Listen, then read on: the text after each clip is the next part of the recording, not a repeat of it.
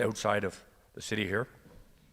They informed me that the majority, excuse me, of the residents of the homeless shelter are Indigenous.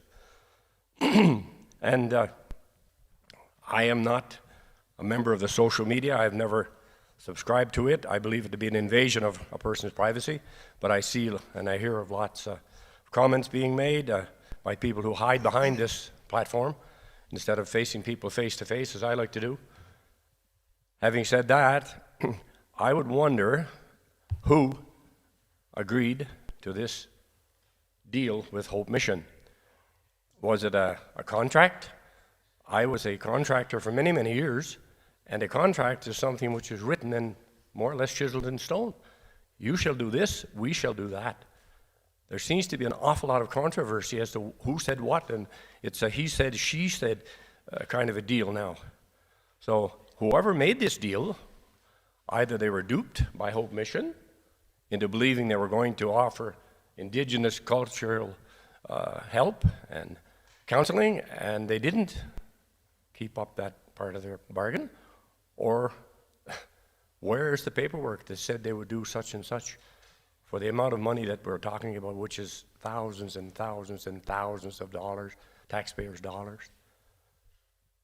A very renowned and well-spoken, I must say, real estate person here in the city made a suggestion a few weeks ago that the Bethany Group has land directly east of here, lots of it, where they just put up a wonderful big building.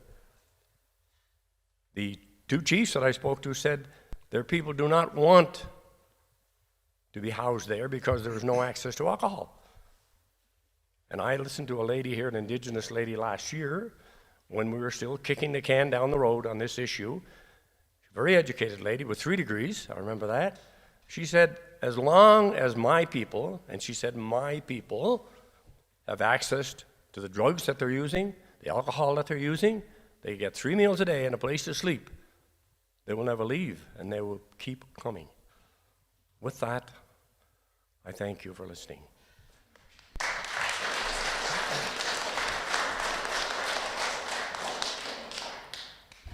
Randall Knoll.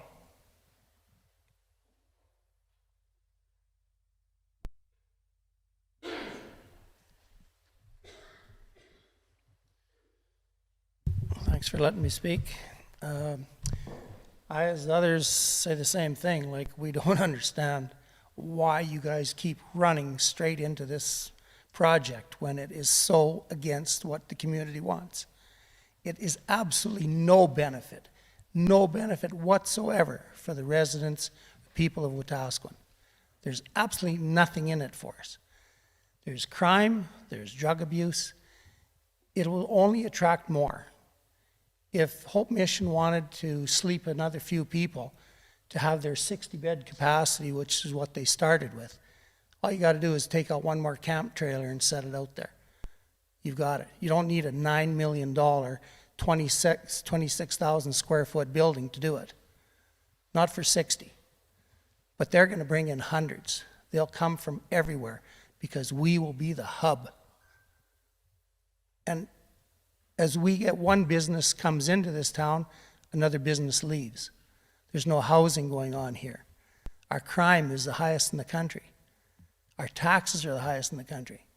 There is absolutely no benefit to bring this shelter into this town and think that it's going to do anything positive for us. It will not bring in business, it will not bring in new home builders, it will not bring in anything. It will only bring in addicts, it will bring in drug dealers, it'll bring in more things to abuse. And as long as this shelter's here, this town will just keep going down and down and down. Our population's gone down. There's nothing that is happening here positive that will ever come out of this shelter, ever. That's what I got to say.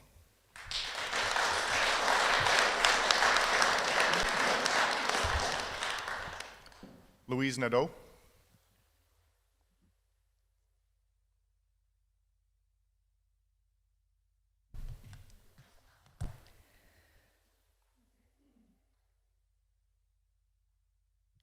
Mr. Mayor, Councillor, I don't know if you can hear me. Can't hear at the back, so. Anyway, I would like to just preface by saying I support a shelter. I will not go into the usual arguments. Fact is, we do not know how many people are one mortgage away from being homeless this very morning. As well, our society is riddled with the scourge of addiction, and not one person in this room can ever say that they are immune. I'm here to speak to ensure we pursue this with our success as a goal, our success. Our decision will long surpass our mayor, it will long surpass our council, and it will long surpass our administration. The decision must have a viability for years to come. My concerns are what appears to be a lack of inclusive collaboration with essential agencies within the community. We've had conflicting numbers regarding the size of the Hope Mission shelter. Finally, 147 seems to be the most accurate. 147 inclusive of bunks. This will be the occupying capacity. We know that. This is a large group of people with a multitude of problems, high-risk behaviors, and high-risk health needs. This directly affects our hospital, and I'm wondering, Council and Mayor, if AHS was actively engaged in these discussions with Hope. The ER is overcrowded, it's often short-staffed, and that's while dealing with the current populations and the expected surges any population has in an emergency room. Add one motor vehicle collision, and it's at its max level. This not only affects ER, but it's inpatient beds. Every admission takes a bed. Admissions waiting in ER can affect surgery cancellations, and they do, or they affect premature discharges. I'm a nurse, I can speak to this. Has there been collaboration with FCSS? Has the existing community already requires a large amount of these professionals to keep up with their existing caseloads? It takes hours and hours of manpower to care for one family and their children. Was EMS consulted with AHS? There's already been instances of wait times for ambulances. There's a difference. All community members may not know. There are advanced cardiac life support rigs, and there's basic life support rigs. Will we have the appropriate ones available for community or for the shelter when they're needed? Has that ratio even been looked at? Has mental health been consulted? We know this service is greatly overtaxed. We're suffering in the province with it, in every city, in every community.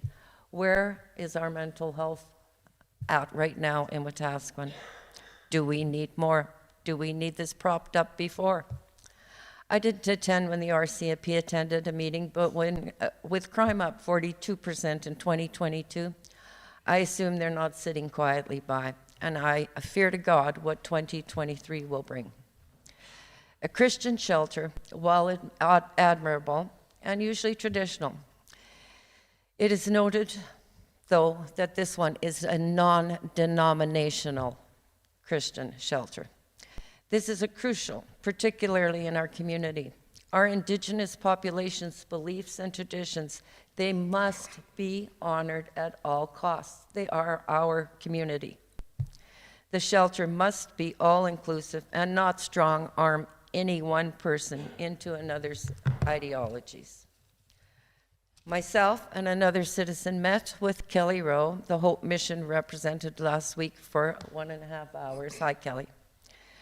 We wanted to get the actual capacity and to find out how much community engagement and essential services had been taken place with the city and with Hope. I took notes. I'm a nurse, I'm a note taker. I quote Kelly, "We were surprised at the few questions council asked. We thought they would have done better due diligence regarding the essential services than they did, and we were surprised." A shelter is necessary. This is my words now, not Kelly's. A shelter is necessary, but it's in a community that is well prepared for it. We are not prepared. We don't even know if we're prepared. We don't know if our essential services are robust enough to provide safe and expected care to the shelter, such as this, let alone to the population. Being unprepared with the large numbers of the population that is in opposition, as proven by 1,000 on a petition, is significant, and it is setting up what we want to be successful, and that's the shelter. It's setting it up for failure. This is a large shelter for this population. Hope in Edmonton has 600 beds. Utilizing that same ratios for Wetaskiwin, Edmonton would have to pump up their beds to 10,900 to be what our ratio is in Wetaskiwin. Would it not be wise to settle down a little bit with this, hold off, explore a community impact study, see if our essential services are actually capable of supporting what we have right now existing? We know they are struggling, let alone what another 150 are going to bring in of high-risk population that we want to be successful and that we want to help. I recommend that. And then after that, should it be my wish, a follow-up, a well-thought-up follow-up with the community essential services that are mostly affected by these types of things and by these kinds of presences in the community. I thank you for your time.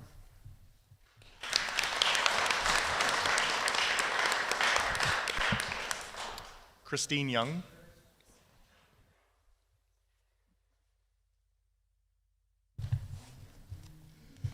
Good morning. Well, I don't have a big speech like that, but what I'd like to say is the shelter is not in the correct place. It should be out in the country.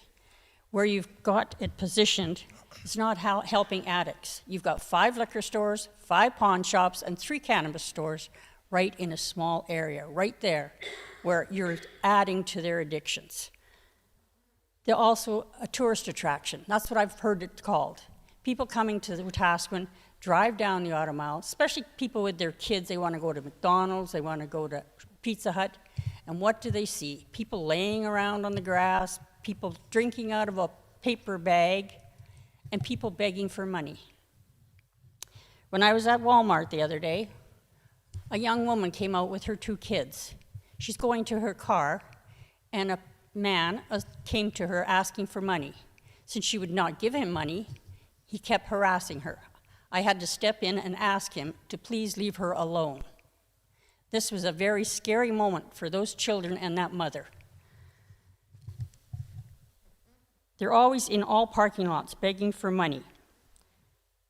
And who paid for the cleanup at the back of Walmart with the 2 loaders and the dump truck? Was it the citizens or was it the Hope Mission? There was also a firearm found back there. That's not a good thing to have around at all. I feel that this mission should be out of the city, out in the country. They have a place where they do riding. These people would be more adapt to regaining their working conditions if they were at a place where they could maybe help in doing chores and so on and so forth. A place where people are around animals, because animals comfort them. Maybe put them at a stable. They do have a stable out towards Gwen, where they could build a facility where the people could help out at the farm, maybe grow gardens, have a workshop where they can learn small mechanics, small tools, help build things for the stable, but be around animals that would help them mentally, because they are calming. And what about all the stores that are being robbed? People are just walking out with armfuls of stuff, and the stores are not getting any help. Because the time the police get there, those people are long gone, and they've got their stuff, and they don't really care. We have been broken into many times. We've been vandalized. I've had to go to the pawn shops and find our own property. Then when I'm at the pawn shops to get this property, they want to charge me to get it back. The only reason I got it back is because I told them I would phone the police. Then they're quite willing to give me back my property. Because any property that ends up in the pawn shops without a serial number, they don't care. They're not going to report it. They'll just take it. And also the other day, when I was coming from Co-op to Main Street, I watched 3 people, one carrying a very large sledgehammer.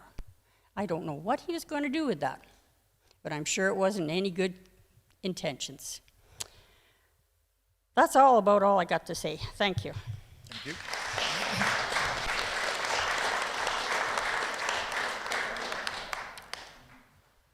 Gary, and I can't read the last name, sorry, from Edmonton.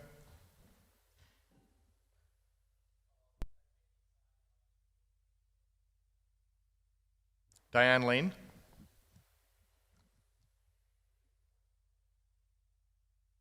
Did you register for open mic? Okay. Sharon Bouchard. Sure.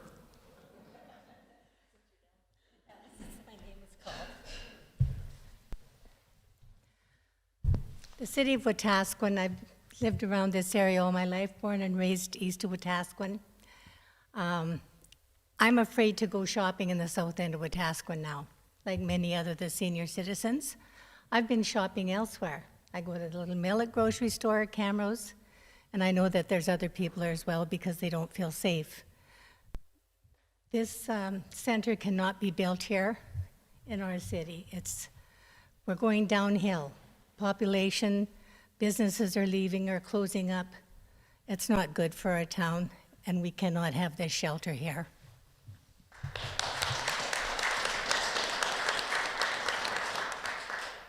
Sharon Bouchard.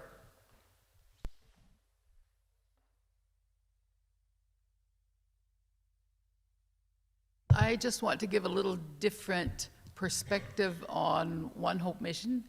One Hope Mission knows that they can't solve all the problems. They're working as hard as they can, but they are also, I don't know if you know, but they give hundreds, maybe thousands of free lunches. They have after-school programs. They have free horse programs. They have free camps in the summer because they realize that if you start there, in 25 years, things are going to look different at the top end.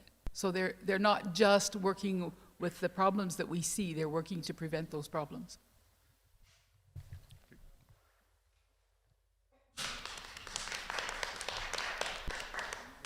Andrew Crombie.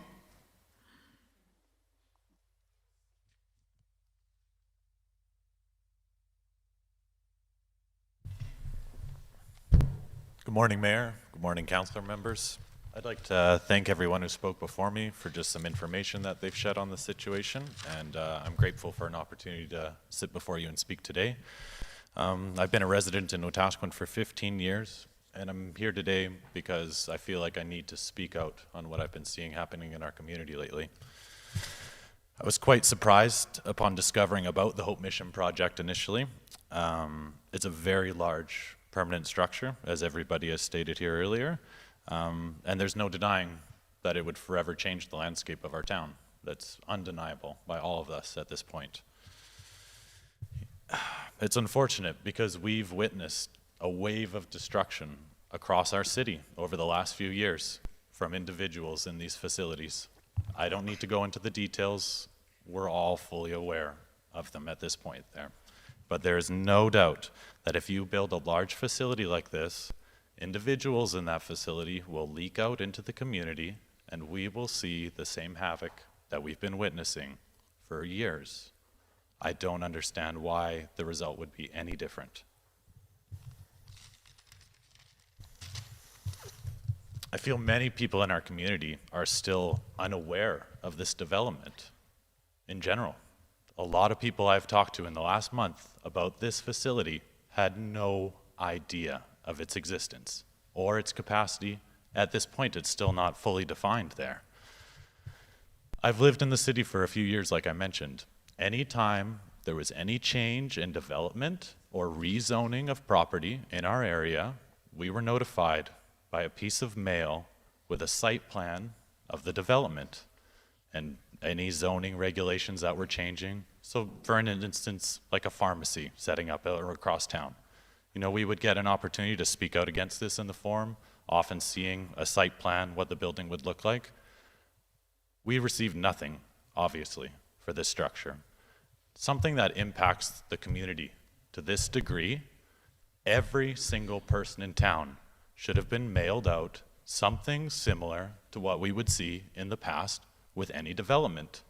Now, I don't know if this was something that was even discussed in the first place, but I really am starting to feel like the word transparency is being thrown out when that is not the intentions. I feel that in our community, we need to be transparent with one another. We're a small enough town that we need to make our intentions clear to one another. Now, we have impoverished and homeless people in our community, people with mental and health and addiction problems there. But we as a community have to aid them in becoming responsible, functioning members of our society. We have to take the responsibility of it. We can't put this responsibility onto a third-party, community-based, non-community-based organization like the Hope Mission. They do not have the same intentions that we do when it comes to rehabilitation of these people, and they'll have their own agendas which will be not the same as the community, because they aren't the community. They're a third-party organization, and that's who we're asking to fix our problems. Now, safety is a big concern. I read in the paper just this week, City Council was talking about problems with crime on the south side of town. I appreciate you guys taking these concerns seriously and trying to come up with solutions. Solutions that I heard proposed, such as security officers. Now, as stated in the article, we all know security officers do nothing. They have no more power than the average citizen. If we want safety in a city, it comes down to RCMP members, plain and simple. Not bylaw, not security, RCMP members who have the full judicial system behind them to persecute people who are guilty of these crimes. And more importantly, when we have situations where it's, is this person a homeless person or is this person a criminal with addiction problems fostering in our community? Who's going to sort that out? It's going to be the RCMP with the judicial system behind them. So if you want safety, look at RCMP members, please, I implore you. That's the only thing will get safety. Now, I've said it's our responsibility as a community to deal with this and not to put the responsibility onto someone else. And I guarantee you, if we go through this decision for someone else to take care of our own problems, you're going to force our community members to protect themselves, their property, and their livelihood if you go forward with this decision. I don't think there's any evidence that would suggest otherwise. I thank you for your time today. I appreciate everyone speaking, and I look forward to us making this town a better place. Thank you for your time today.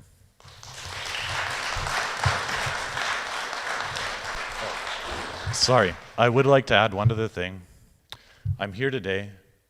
It's an awkward time to come here. It's 9 o'clock on a Monday, right? Like, you know, I'm one of the few young people in here with the freedom and opportunity to come here, right? I should be at work right now, but I'm not because of the decision to have it here right now. There's a lot of people that feel like I do right now, but they're busy working to support their families. They don't have a voice here today. There's a lot of people who work for institutes like the police department and the health facilities who are fearful of speaking out because of the repercussions taken against them for having a voice nowadays.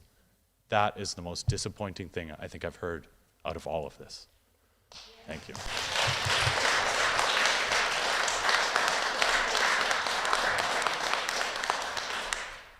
Raymond Kloosterman.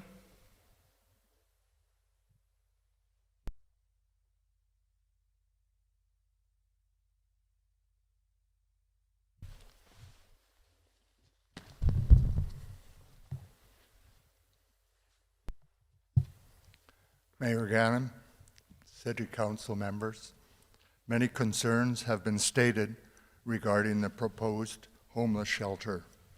Simply put, the majority of these concerns will have a very negative impact on the city, primarily on the south side.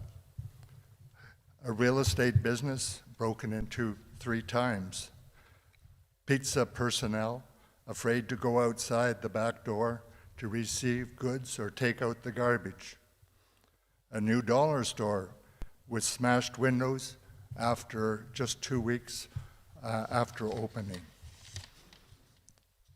Many major stores in the U.S. are closing because of the homeless population. Why? Safety concerns and theft. If this shelter is developed, we could lose Walmart, Southside Mall, businesses on the Auto Mile, and others. We need to show compassion for this population. However, Hope Mission data shows that of 6,000 alcohol and drug addicts, only 65 want any help for their problem. The rest want a hand out, not a hand up. 60% of the local homeless have homes just south of Wetaskiwin, 10 miles south of Wetaskiwin. The shelter would be a drawing card to many others in the surrounding areas, causing crime to escalate further. The unusual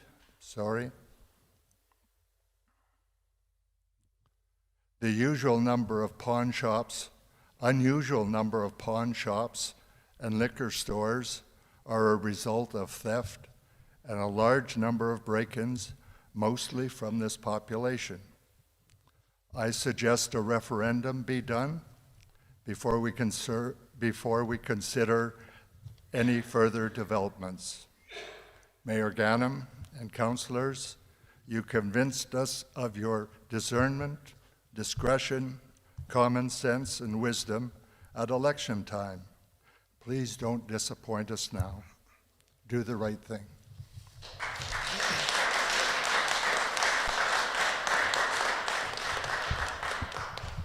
Was there anyone else that didn't register that still wanted to speak? Just come up and state your name, please.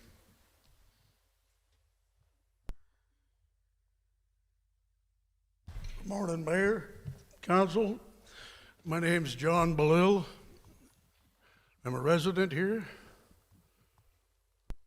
I would like to just point out a few things to make this clear. Joe Branco, he's not into this. In meetings, Councillor Elliott has said that he feels misled by Hope Mission, particularly Kelly Rowe. Councillor Averill has been on record to say that her decision to donate that land was based on that premise, a prerequisite before this was ever went any further. Mr. Mayor, you've said that that was your understanding too. As of September 20, a year later after that, this was initiated, September 26, 2022. 1 year less a day, September 25th of this year, administration was to look into this. They came back with a report that Hope Mission has stated. They're a Christian organization. They don't do other indigenous teachings or ceremonies. And unless the extra money's ponied up by someone, there will be none of that done. Administration was to ask Kelly Rowe how much he did to talk to the four nations in regards to this teaching. He hemmed and hawed and said, well, really not a whole lot. Unless the money's there, we're doing nothing. Mayor Gandam said that he reached out to the four nations with a shrug. Nothing was really ever done. Now, the rest of the council better pay attention to that.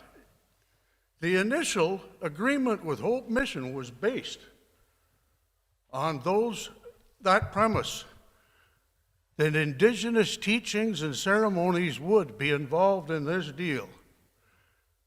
So you better think twice before you vote, go any further without revoking that permit, because you will never forget what you put on record. Thank you.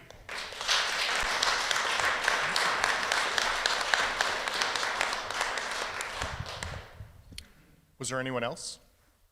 Yep.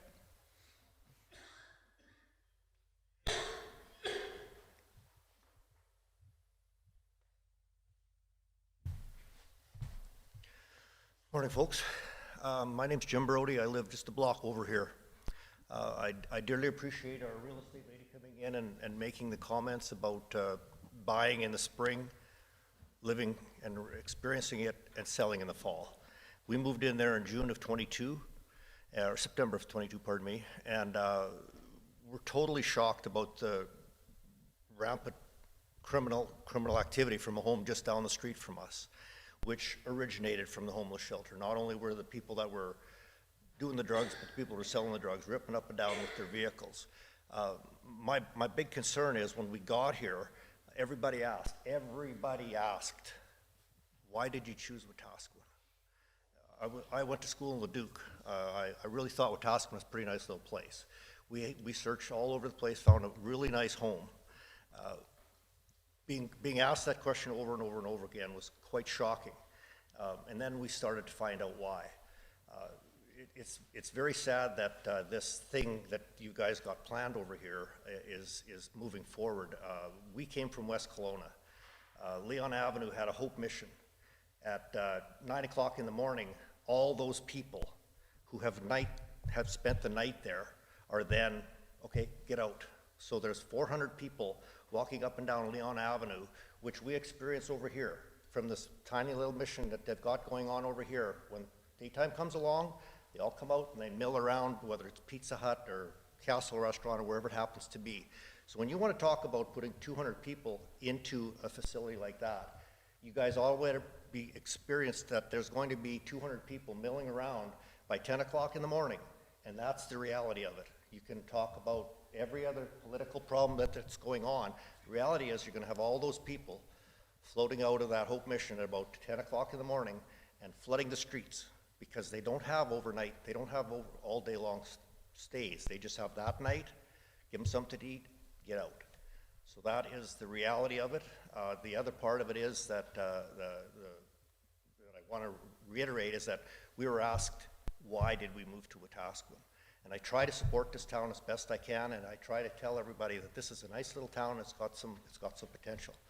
The lack of industry, we just came through Lacombe and saw a whole big industrial park. The lack of industry is very disappointing, and the fact that you're going to spend a whole pile of money on something that's not going to bring any revenue, you know, maybe a little bit of doctors, a little bit of this, but the fact that we're focusing $9 million, potentially $13 million on something that absolutely brings no revenue or reprieve to my taxes. And that's the reality I'm trying to give to you guys. So thank you very much.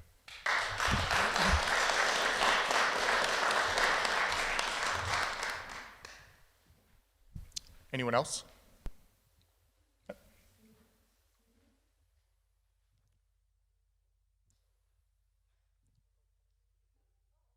Yep. Good morning. My name is Leslie Wilson. Thank you, Mayor, Council, and Administration for hearing us. I am a resident of Wetaskiwin, have been for many years. I'm also a business owner.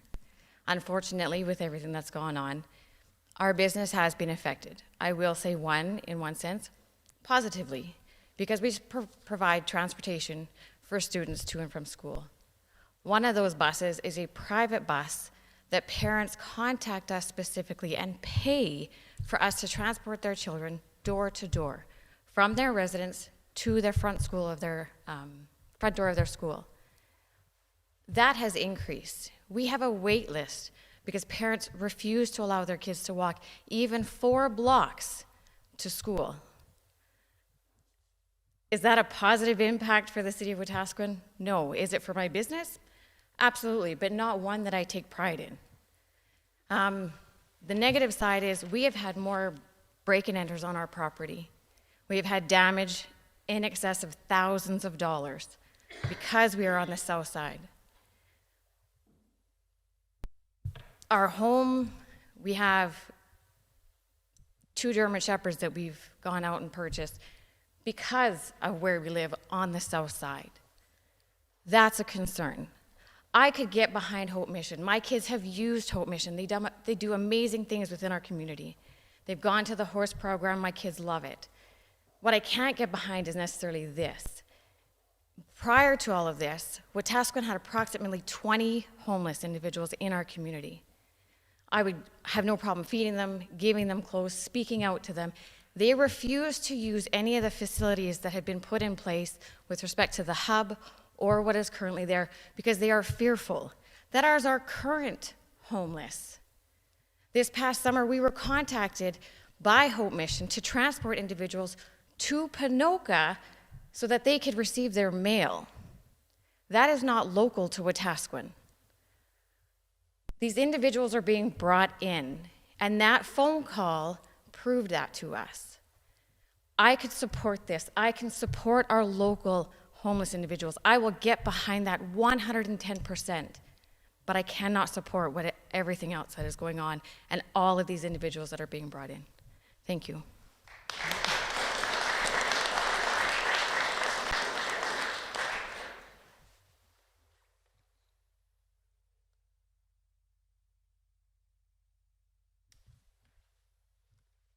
Good morning, Council and Mr. Mayor. I did not intend to speak today, but Sorry, what was your name? Colette Miller. I heard Mr. Rose attended a local church here and had about a 15-minute speech on the homeless shelter, and it was all about converting people to Christianity, spreading the word of God, and that eventually 1 or 2 might grasp it and seek recovery. And at the end of his speech, donations were asked. That's all I have to say. Thank you.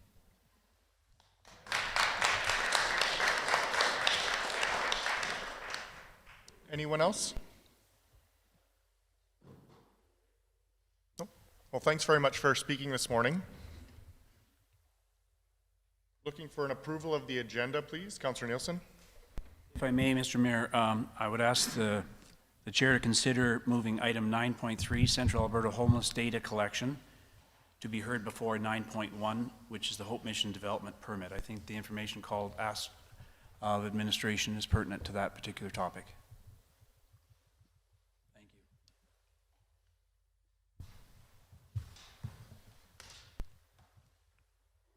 I've got a motion being lifted from the table. It will be 15-6.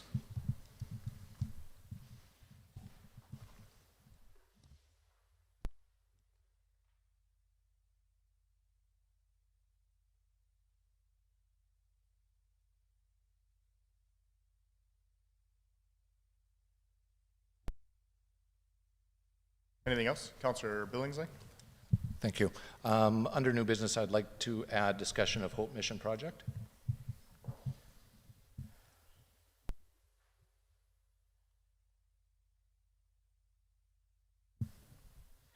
Anything else? Anything from administration? Nope. Okay, so on the first item, moving 9.3 to 9.1, those in favor? Carried. Second is 15.6, a motion to lift from the table. Those in favor? Carried. And 15.7, Hope Mission project. Those in favor? Opposed? Councilor Bronco, are you in favor or opposed?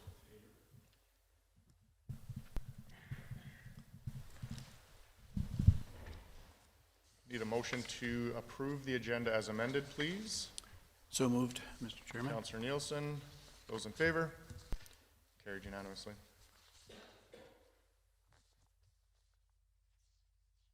Item 6.1, consent agenda.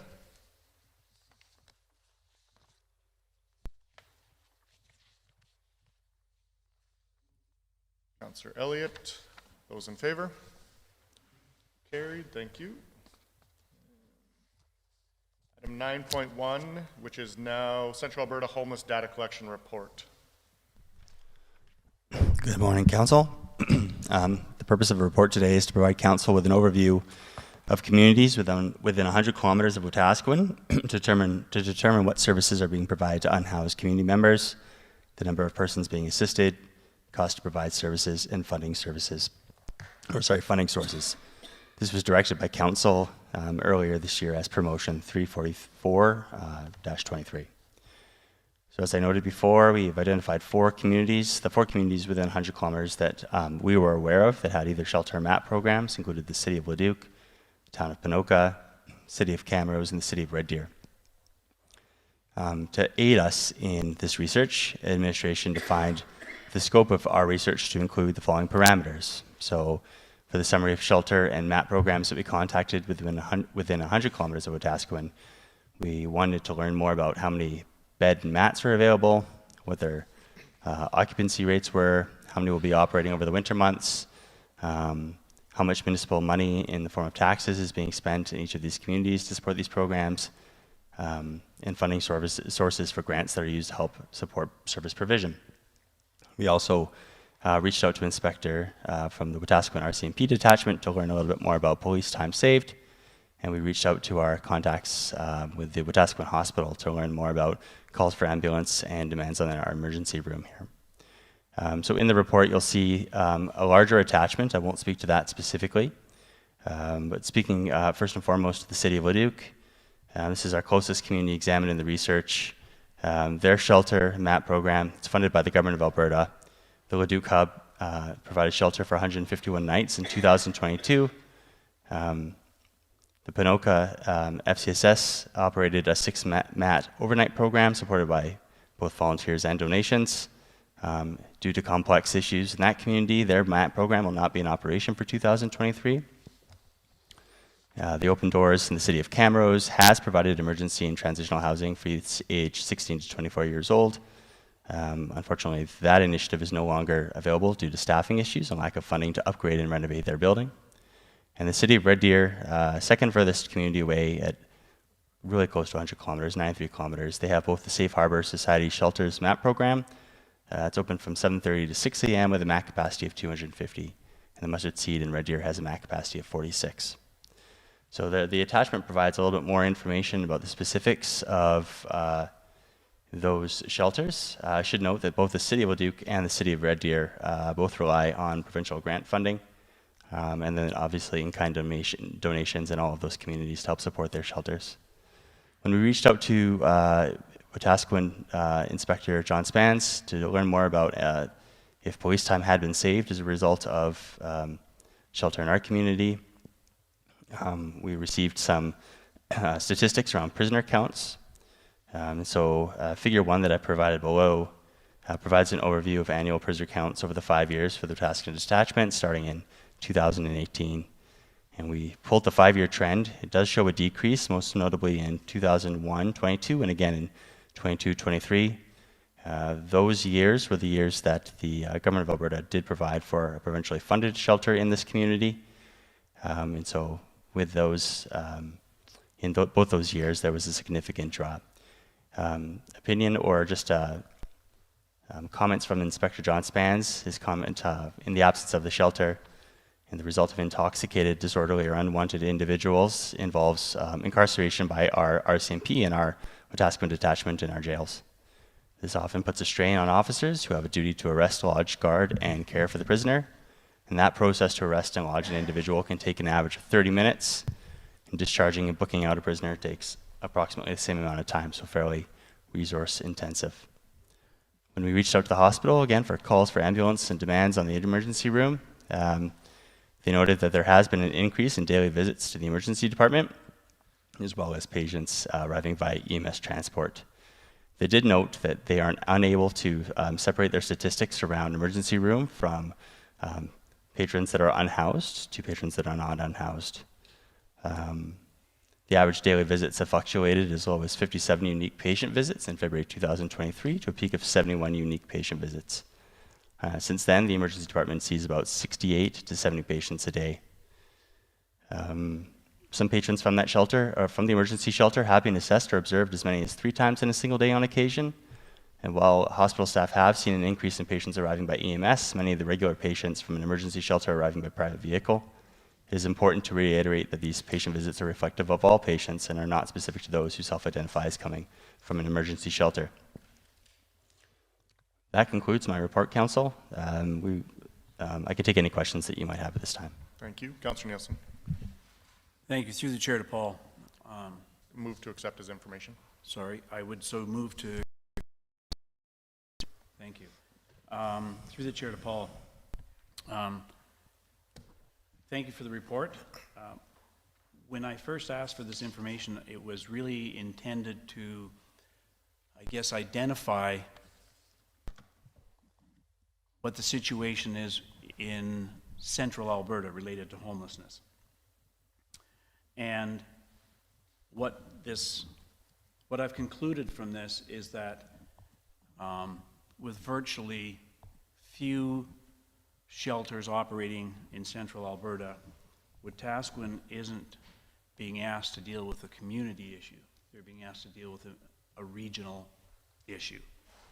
And I have great concerns that with so few shelters in central Alberta, that we're moving a long ways from dealing, as I say, with an issue that is in our city to an issue that is in the entirety of central Alberta. The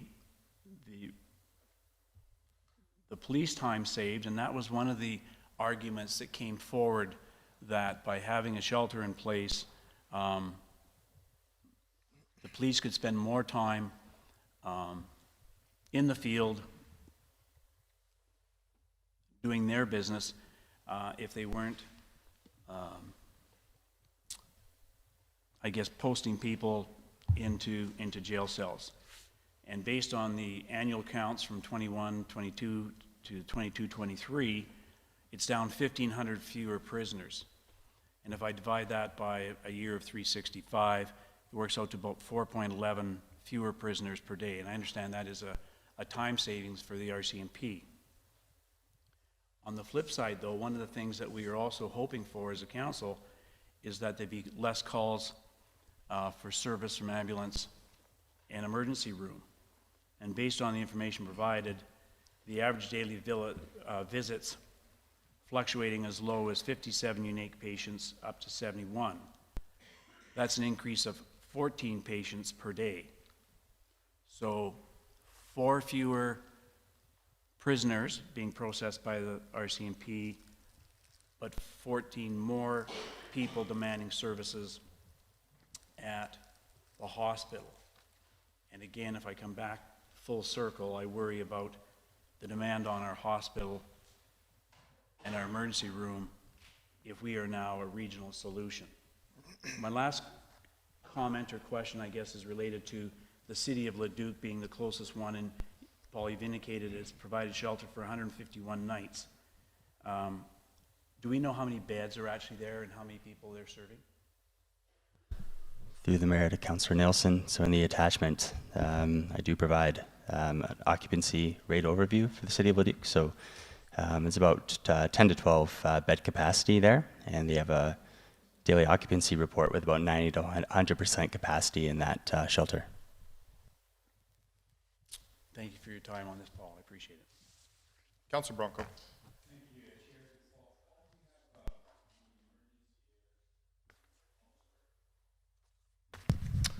Chair to Paul. Paul, you said the average at the emergency or at the hospital from anywhere from 57 to 71. Before this study was done, what was the average person going to the emergency room? Through the mayor to Councillor Branco, we don't have that information. Our information was very specific to the questions noted at the beginning of the report, and so we don't have that trending information. We'd have to reach back out to the hospital. Thank you. Councillor Blatz. Thank you. I think that for the information given, I was actually Very interesting to see the numbers of prisoners that we do get year over year, because I didn't realize it was this high. So it's insane to see, but my comments are mainly about the emergency room. It's too bad that we couldn't get more specific data about why those numbers are going up, but I do want to say, since I've worked at the Wetaskiwin Hospital and the Ponoka Hospital for a really long time, it's just too hard to attribute any of that data to just one thing, just because we have had such a huge decrease in family doctors that are available. We've seen a massive increase in people going to the Wetaskiwin Hospital because the Ponoka Hospital emergency room has been closed down almost every other weekend for the past year, and due to their lack of doctors and lack of staff. And so I just want to remind people that since those numbers aren't specific, there could be a number of reasons why those numbers went up. So thank you. Councillor Billingsley. Thank you. Through the chair. I'd like to echo some of the comments that were made by Councillor Nielsen. The data to me shows that it is a regional problem, that I've got grave concerns that without other communities, surrounding communities, not having the ability to house their homeless population, addiction population, that we would become the hub for that, and I have grave concerns about that. Councillor Elliott.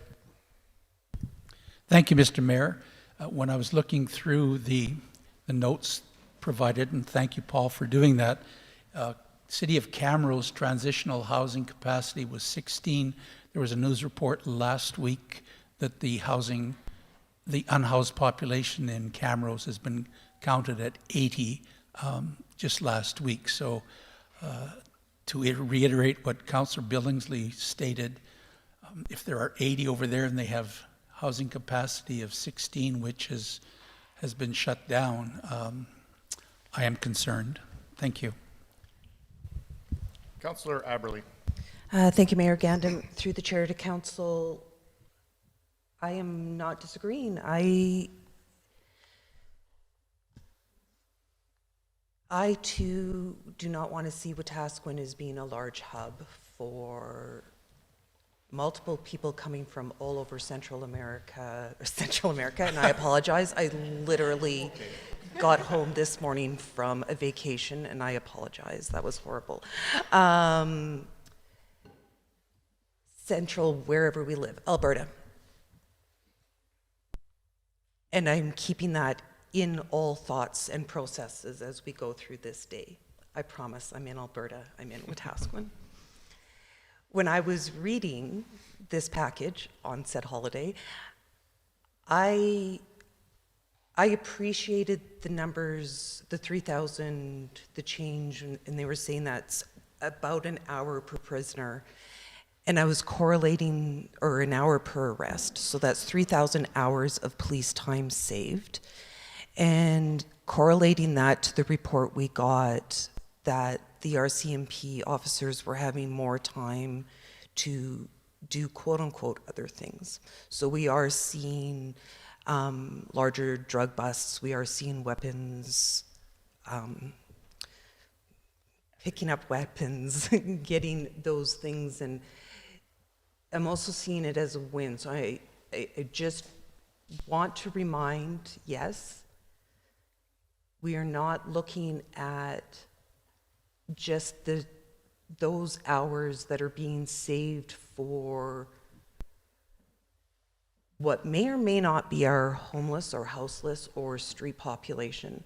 We are also looking at other areas that the RCMP are being able to go out and change many of the issues we're seeing with crime. And I will argue, and I'll continue to argue, there is no correlation, there's no proof, right? The difference between a correlation and a connection. We know there is an opiate crisis across North America, And we know that we're seeing a continuous increase of people not being able to make money. They're thieving, they're doing those things, and to say it's the 80 or 170 people only, again, goes against what we're being told by the RCMP, where they made their sting a month ago, and 10% of the people that they caught shoplifting were identified as houseless. So it's not that I'm disagreeing. I too don't want to be the regional center, but I want to make sure we're taking all the statistics in when we're looking at these specific things. Why is crime rate going up? And who are the professionals telling us are the people doing the crime? That's all I ask. Thank you. Anything further? Ready to accept as information? Those in favor? Carried, thank you.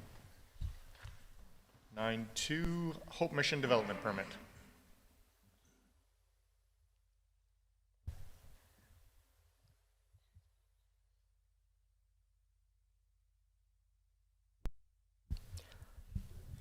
Sorry, Mr. Mayor, Emily's just outside in the overflow, so we'll get her in here right away.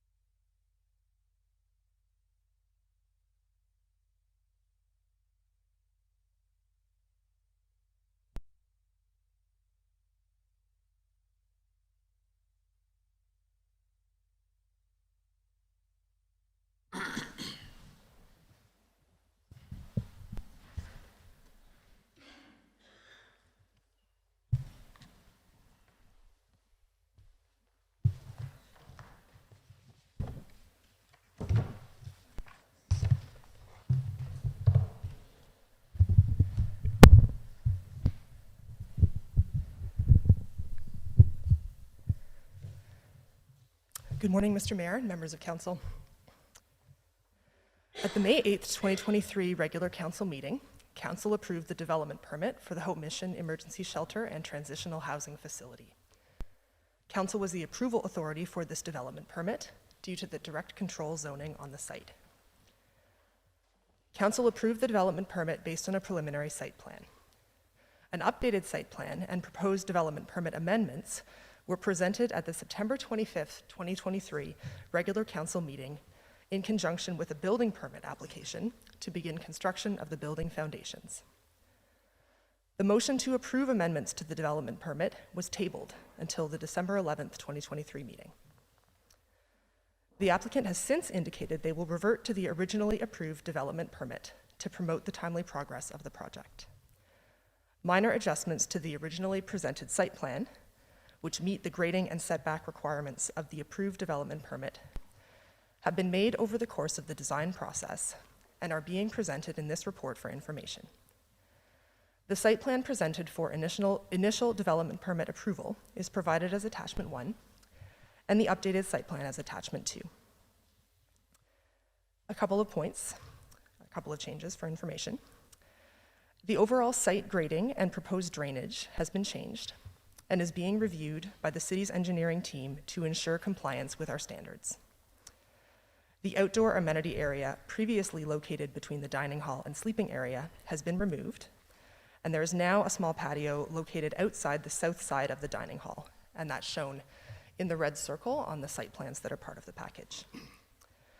The smoking area at the east side of the building has a slightly modified size and shape, and that's shown in the green dotted circle on the site plans. And finally, a staff patio has been added to the east side of phase 1 of the building, and that is the blue cloud on the site plans. So if there are questions from council regarding these adjustments, I'd be very pleased to answer them. Thank you.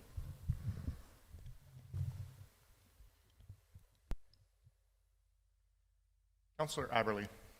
I move that council accepts the updated Hope Mission as information. Moved by Councillor Aberley. Any discussion? Councillor Nielsen. Thank you. Through the chair to Emily. For clarification, and I hope I don't put you on the spot here, but there's been some suggestion that we have received 2 different plans with varying square footage. Could you address that, please? Yes, absolutely. So when the plan was initially approved, or when the development permit was initially approved in May, it had a particular square footage, which I will pull for you.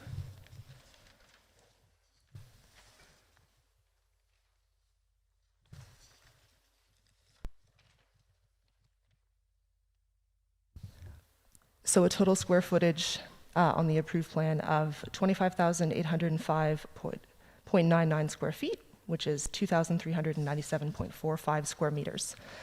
So with the enclosure of the patio, as noted in the changes,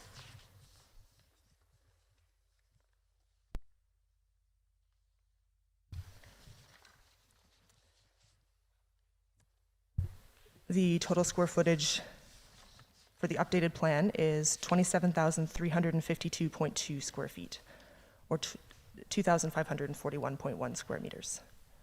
Thank you. If I may, Mr. Mayor. One of the questions that was posed by council previously was capacity in terms of, I guess, fire regulations, how many people could actually be physically housed in the facility. And one of the questions that arose was the ability, maybe wrong choice of words, the ability of Hope Mission to expand bed capacity into unused portions of the building. Or, for example, if in the drawings it shows space for mats and or beds and a dining hall. So the dining hall would be comprised of a certain number of square feet, but in the time that it is not used as a dining hall, can that capacity then be expanded to include more beds? Through the chair to Councillor Nielsen, it's a bit of a tricky question, and it's the kind of thing that's generally done at building permit stage. I have had some conversations with our building inspectors who have essentially gone through the complexity of the calculations that they do to determine what areas of the building need to be used in certain ways and how much that can change over. So what we've been given to understand, and this is common to similar facilities in general, it's not specific to this one, that there will be posted occupancies in the dormitory space because it's a not small individual rooms, it's a larger space. There will be posted occupancy in the dining hall space and some other meeting spaces as well. Those are based on building code. Those are based on things like square footage for the number of occupants, size and number of exits, and number of washrooms as well. Potentially other factors that the building inspector would have the full information on. But my understanding is it's not as simple as simply reallocating dining space to add additional shelter beds.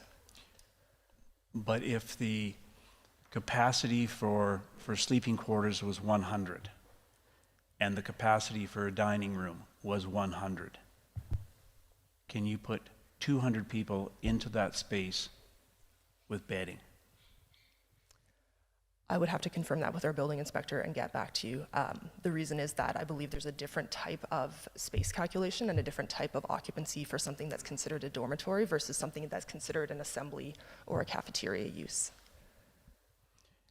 And in previous presentations, Hope Mission had indicated that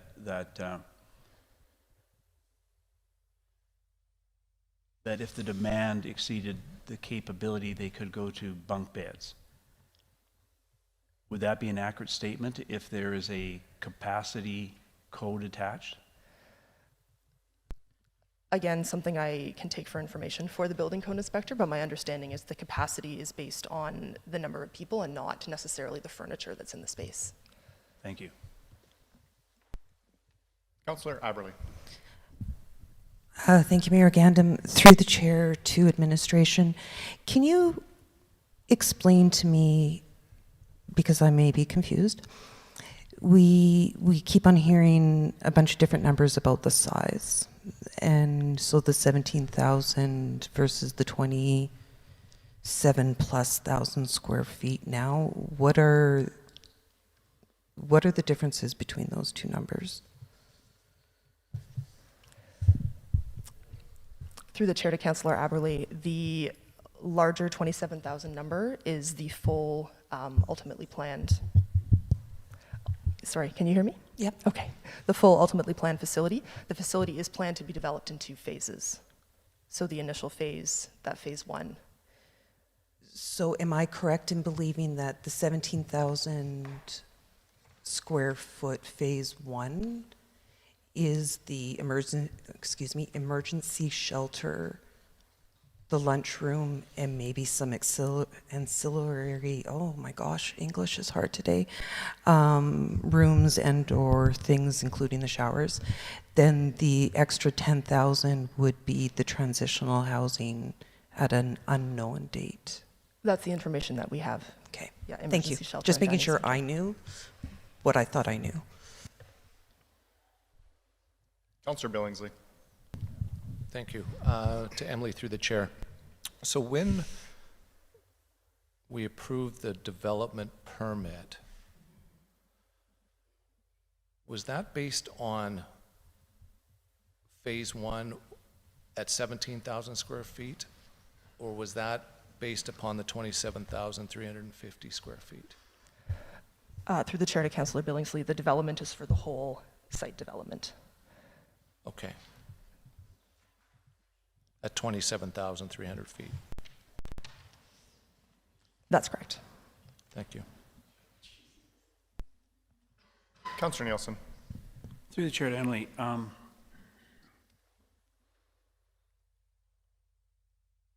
is there a difference between a development permit application and a development permit? Because in a lot of our correspondence, we seem to be using those two terms synonymously. I don't know if that's the right word, but as if they're the same. Through the chair to Councillor Nielsen, the development permit application is the submission that the applicant puts forward with the information regarding their development that then the city takes in and approves according to its processes. And so the development permit is the issued document that confirms that the development has been reviewed against the provisions of the land use bylaw and then approved by the appropriate authority, which in this case is council. So when the development permit application came forward and council approved that, then the actual process following that is the issuance of the development permit. Of the development permit. And so the decision, that's correct, and then the decision that was issued, I believe May 8th, yes. The document that lists the notice of decision, the proposed measurements, some of the conditions that are listed on that, that is the development permit.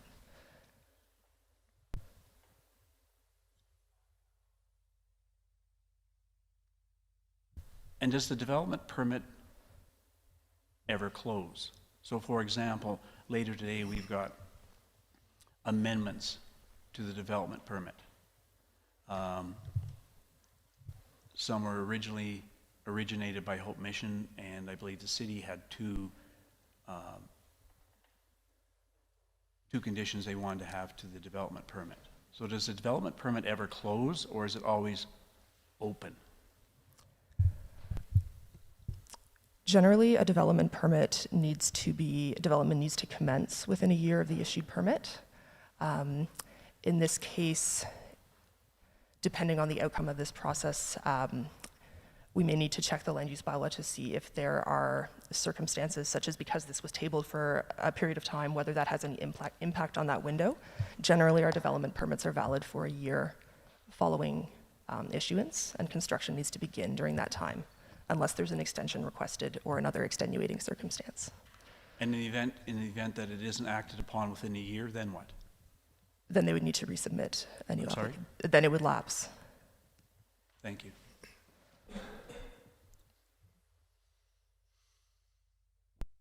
Anything further?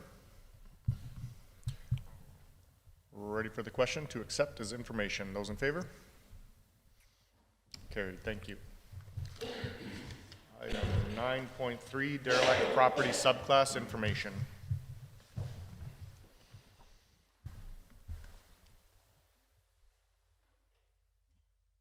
Thanks, Emily.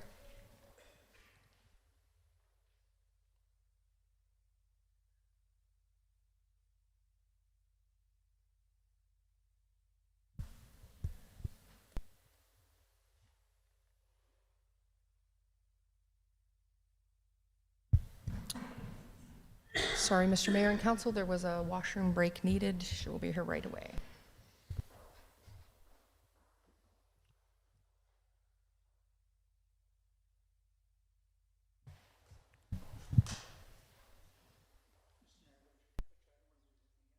.3 derelict property subclass information.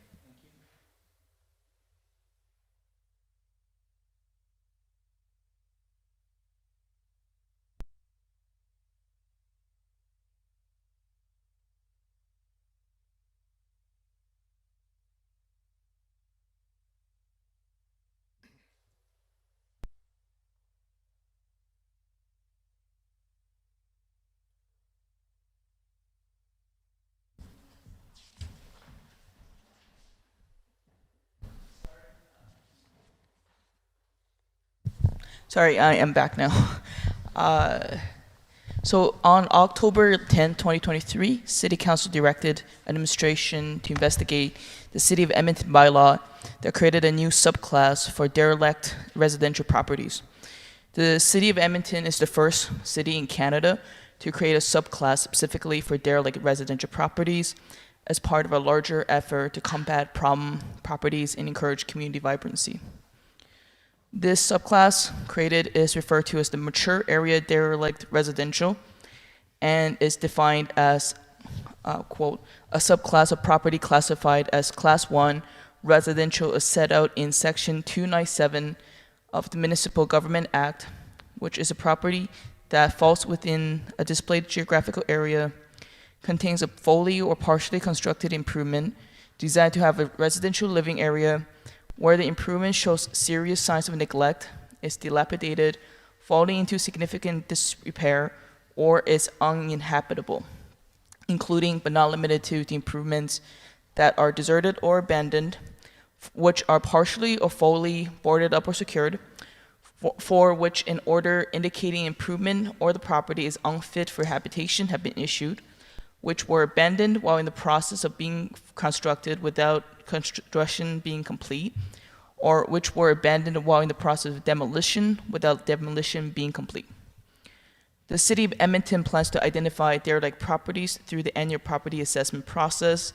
The assessors will look for buildings that are deserted or abandoned, partially or fully boarded up or secured, found to be unfit for habitation, abandoned partway through demolition or construction.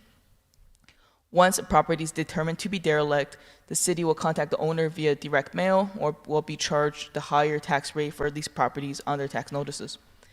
So the City of Edmonton plans to levy a tax rate that could be as high as 3 times the residential tax rate for this derelict property subclass. The actual tax rate will be determined when taxes are levied in 2024. An administration reached out to the city's assessors regarding the subclass for comments. A summary of the assessor's recommendation are: you will require clear definition of derelict property as this is not defined in the Municipal Government Act. They recommend delaying this for a year to learn from Edmonton, especially around how the Assessment Review Board interpreted the definition of a derelict property, what benefit the city.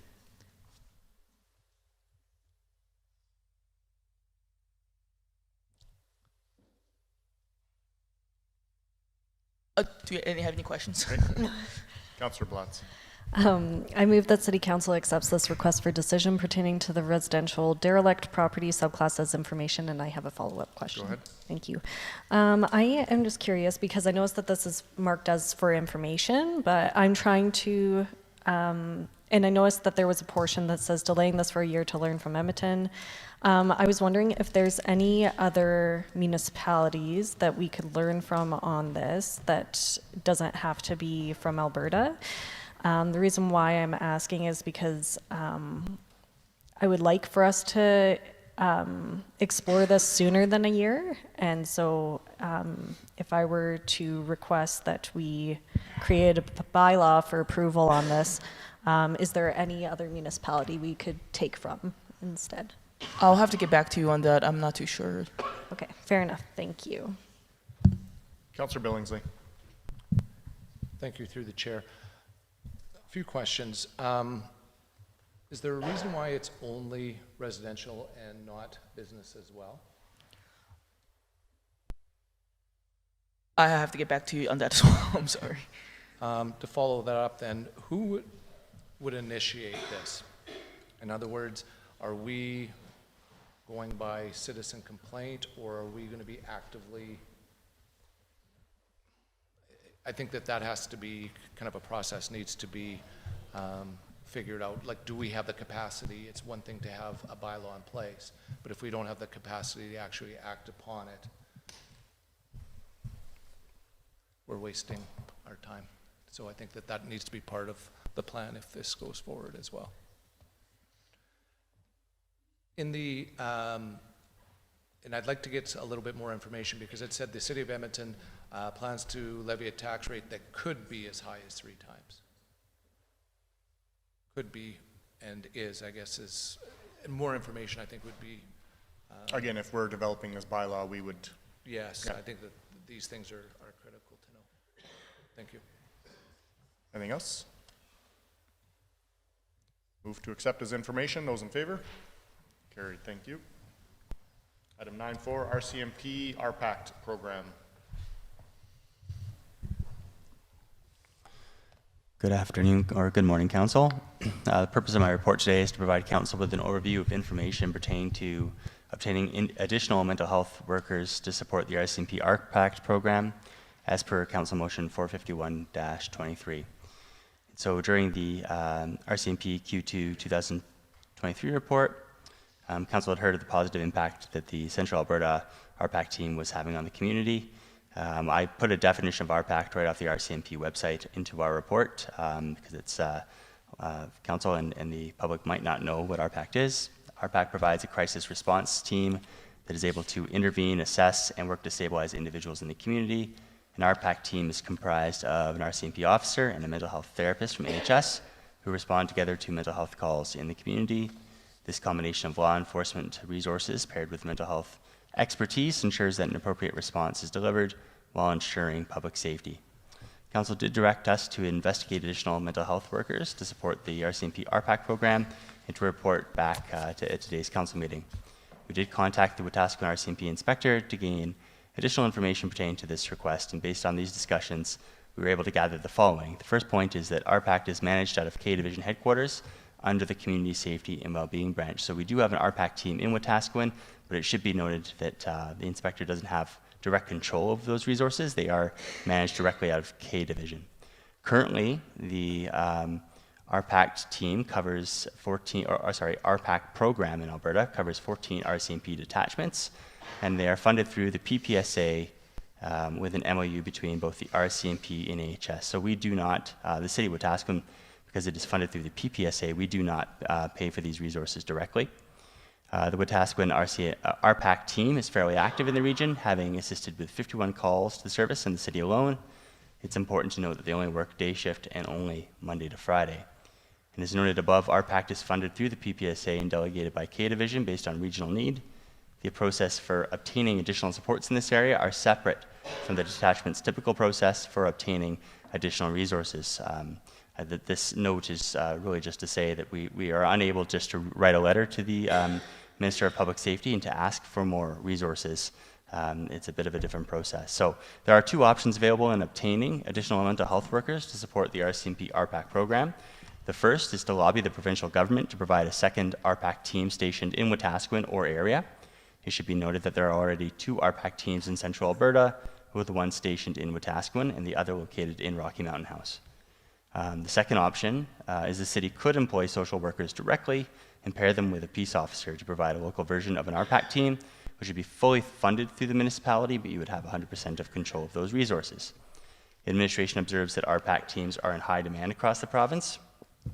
Administration is currently pursuing a grant that would enable the city of Wetaskiwin to conduct a policing study in the future, and just noting that recommendations from this study may be beneficial in Council's attempt to obtain additional RPACT resources in the region.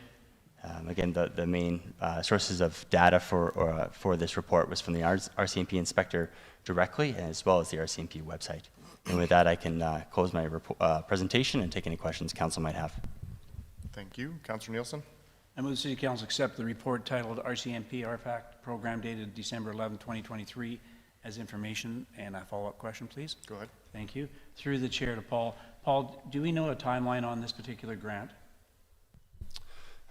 Through the mayor to Councillor Nielsen, we're currently working with our grant writer to have it submitted, and I believe a decision early in the new year on those funding, on those resources. So that would come back to us as part of a grant proposal information, how we did kind of thing. Through the mayor to Councillor Nielsen, the city administration has submitted a grant application to the government asking for funds to conduct a policing study. And so we still have not yet heard back on whether or not we've obtained the funds, and we would expect that we would hear back early in 2024. Thank you very much. Councillor Bronco. Thank you, the chair. Your mic. Paul, So we're applying for grants. Does anybody in our administration know what would be the cost to the city? Because I imagine if we're going to have that, we're going to need 3 24-hour service. Will be 3 healthcare worker beside the RCMP. What would be the cost and how much, like the difference between what the city has to pay? And also, does the fire department not still have to be called if we have some kind of assessment or, accidents or something like that? Through the mayor to Councillor Branco. So the cost of an RPACT team, if K Division had said, yeah, we'll give Wetaskiwin a second RPACT team, the cost of that is fully funded by the PPSA agreement between the province and the RCMP. So the city of Wetaskiwin's MPSA, the Municipal Police Service Agreement, would not be impacted. So we wouldn't, no more tax dollars would go to supporting that. It is funded 100% by the province. In regards to the fire department does respond based off the calls for service as received. It would really be dependent upon the type of call that they received. Thank you.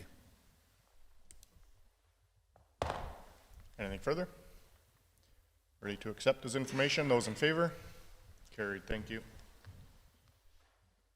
Item 9.5, tax penalty cancellation request, tax roll 190440.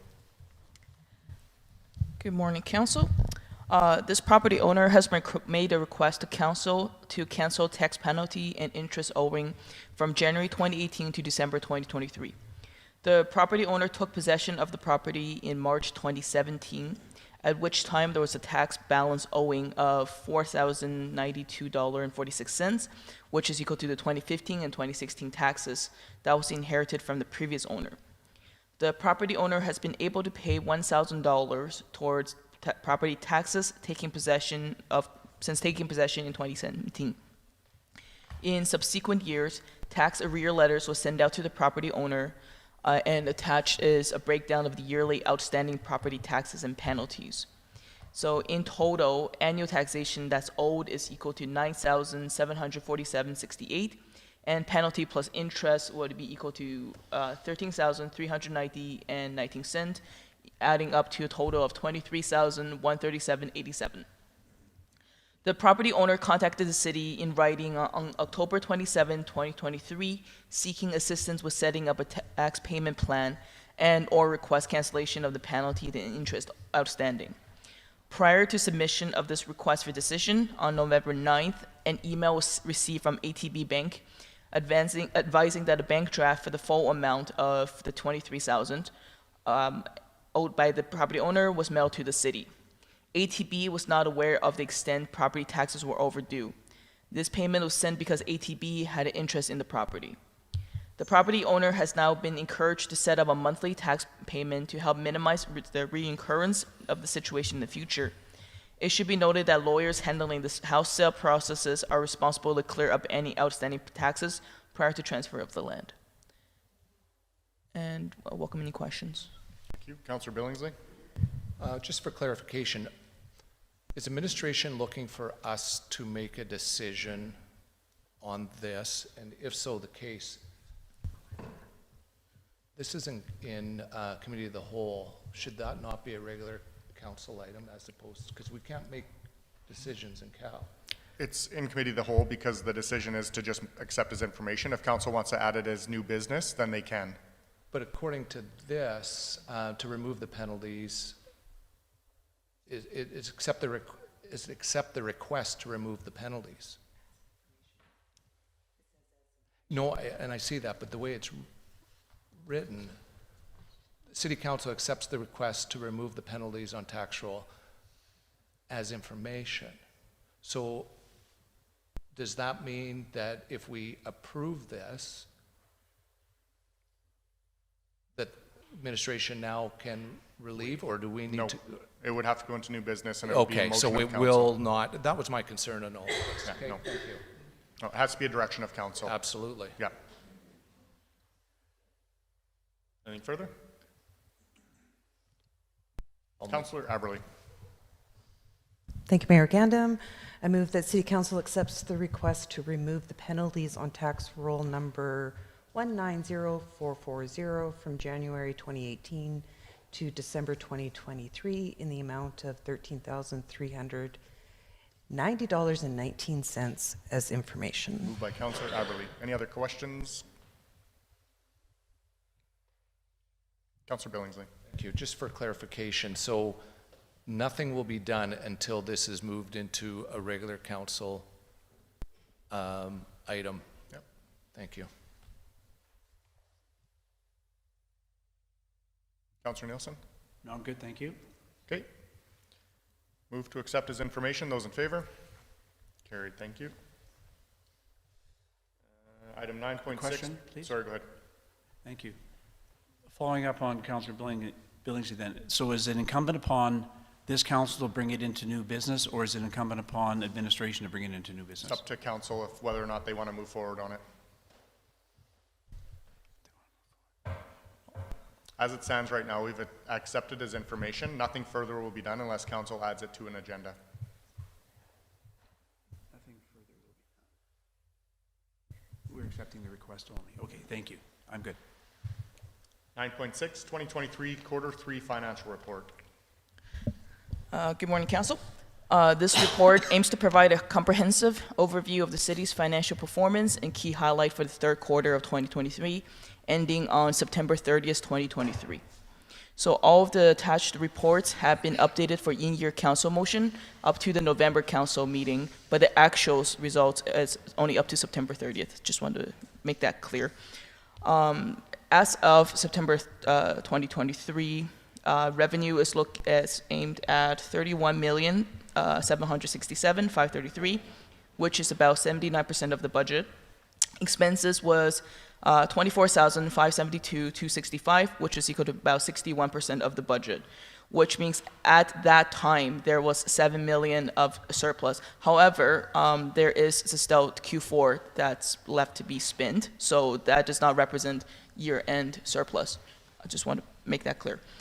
And actually, the city is anticipating to spend most, or if not all, of the $7 million surplus by the end of the year.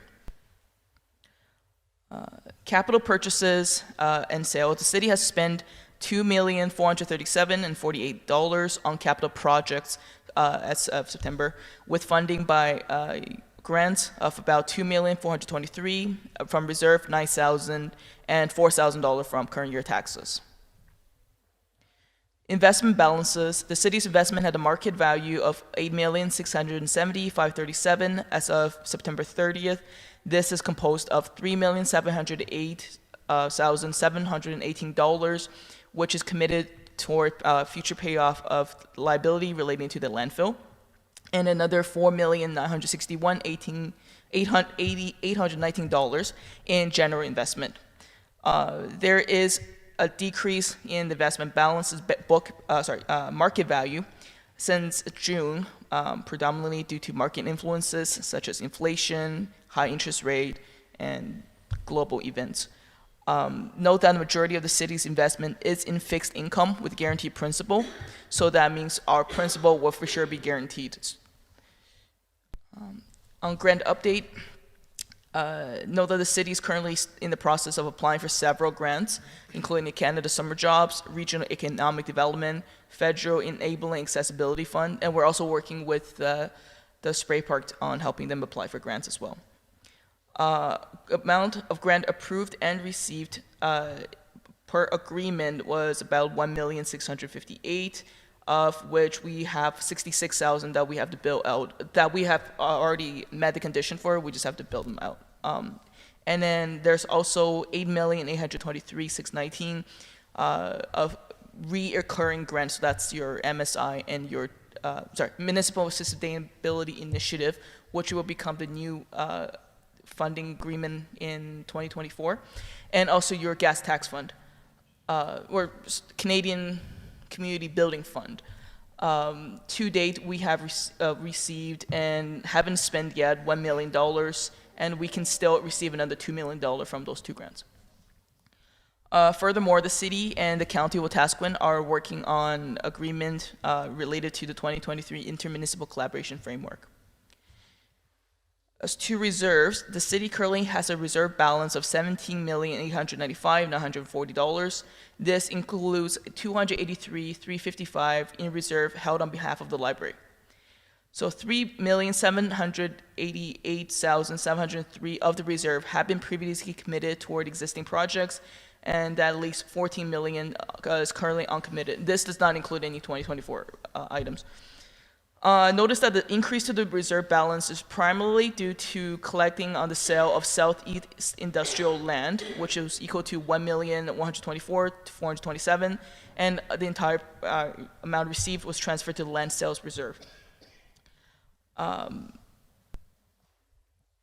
As of September 30th, 2023, the city is in a sound financial position.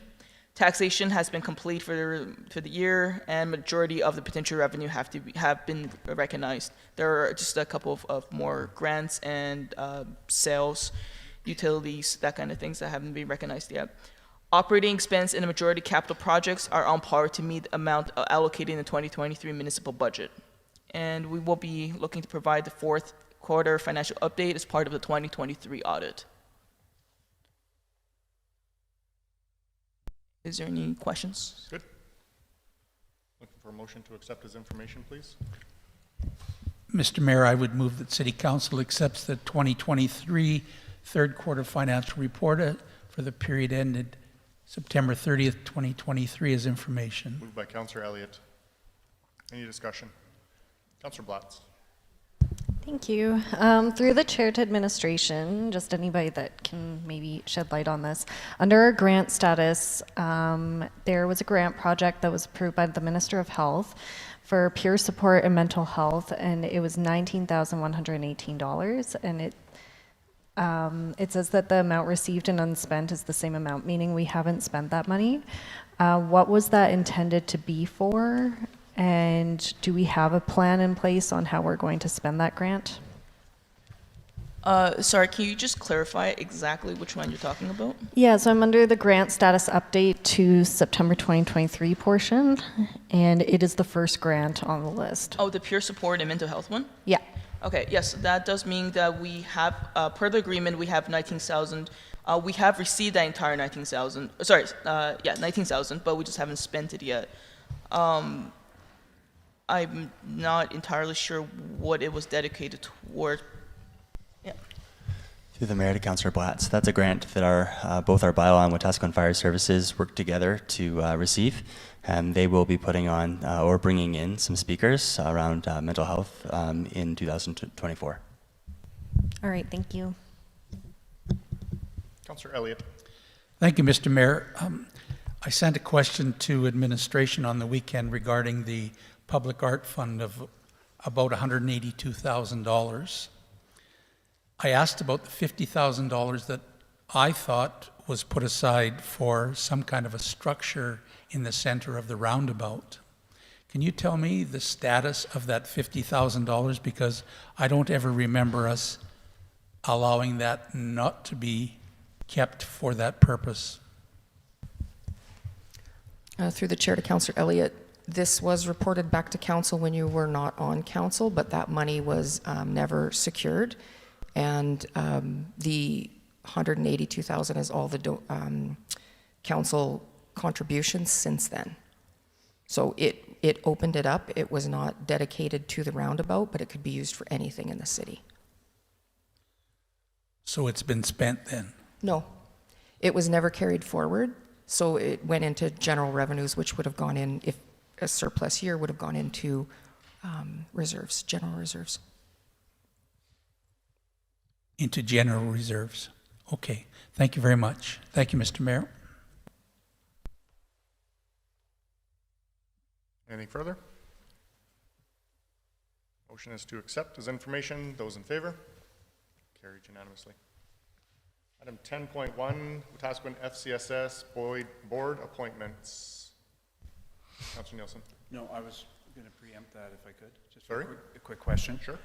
So just because we've got a number of people here, the two items remaining for discussion related to Hope Mission, one falls under new business, is that correct? Yeah, it was an added agenda item, 15.6. 15.7. Sorry? 15.7 was the new agenda item. Right, and the one tabled that's coming forward was 15? Was 15.6. 15.6 and 15.7. And we're now on staff reports for decision item number 10. So it'll be a while before we get to those two items. Yep. Thank you. Wetaskiwin FCSS Board Appointments.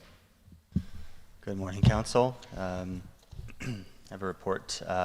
Purpose of the report here today is to appoint community members at large to serve on the Wetaskiwin FCSS Board. As just a bit of history here, Wetaskiwin FCSS has been operating as an outside agency governed by its own independent governing board since May of 2020. And upon separating FCSS from the city, the FCSS board has managed its own recruitment and appointment process independent from the city of Wetaskiwin. Council did approve bylaw 2034-23 FCSS Governing Board in July 2023, and with approval of this bylaw, Council appoints community members as per the approved bylaw. To ensure we are conforming with the approved bylaw, Council will need to confirm the existing board member appointments, as well as consider additional members to help strengthen the board. Currently, we have about 5 community members at large on the Wetaskiwin FCSS board, and we've received one application from an individual that's requesting to serve on the board as well. With consideration of the current number of board members, up to 3 members at large may be appointed to the City of Wetaskiwin FCSS board by Council. The identity of the existing and proposed members has been provided to Council under separate cover.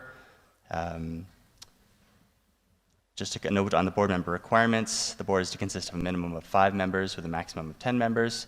2 of those members of the board can be current city council members, and the remainder shall be appointed from among the residents of the city of Wetaskiwin. Administration has also provided some recommended motions with the names of the individuals, as well as recommended staggering lengths to ensure that we don't have a board finishing all at the same time.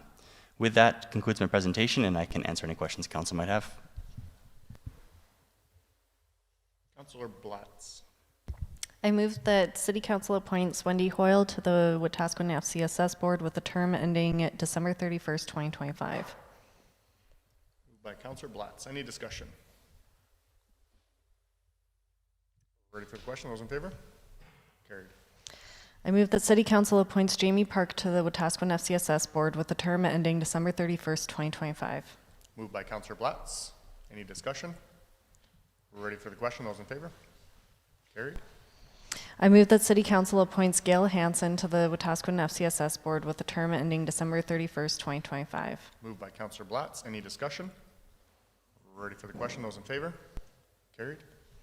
I move that City Council appoints Leanne Axelson to the Wetaskiwin FCSS Board with a term ending December 31st, 2027. Moved by Councillor Blatz. Any discussion? Councillor Elliott. Thank you, Mr. Mayor. Just a question in general.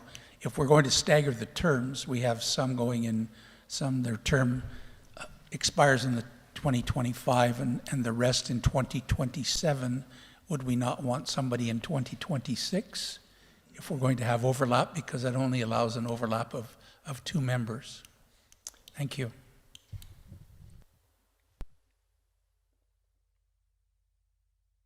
Anything further? Ready for the question. Those in favor? Carried.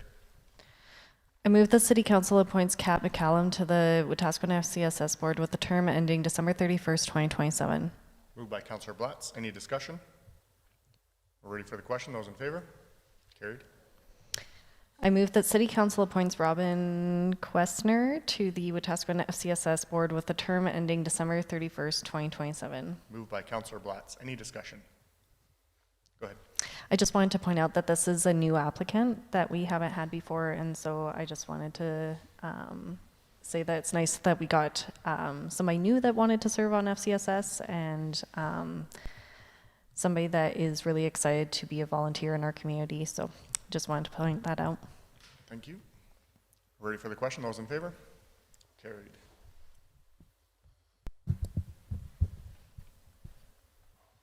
Item 10.2, request for extension motions 212-22, donated assets policy, and 301-23, library facility. Good morning, Council. The purpose of this report is to formally request an extension from Council on work required in relation to 2 notices of motion. The first notice of motion, is 212-22. Move that City Council direct administration to revise policy, the asset management policy, to include direction on donated assets and to bring the revised policy to Council by the end of Q4 2023. And then the second one is directing administration to review potential options for location of the Wetaskiwin Public Library. Administration requires these extensions due to staff capacity. That concludes my report.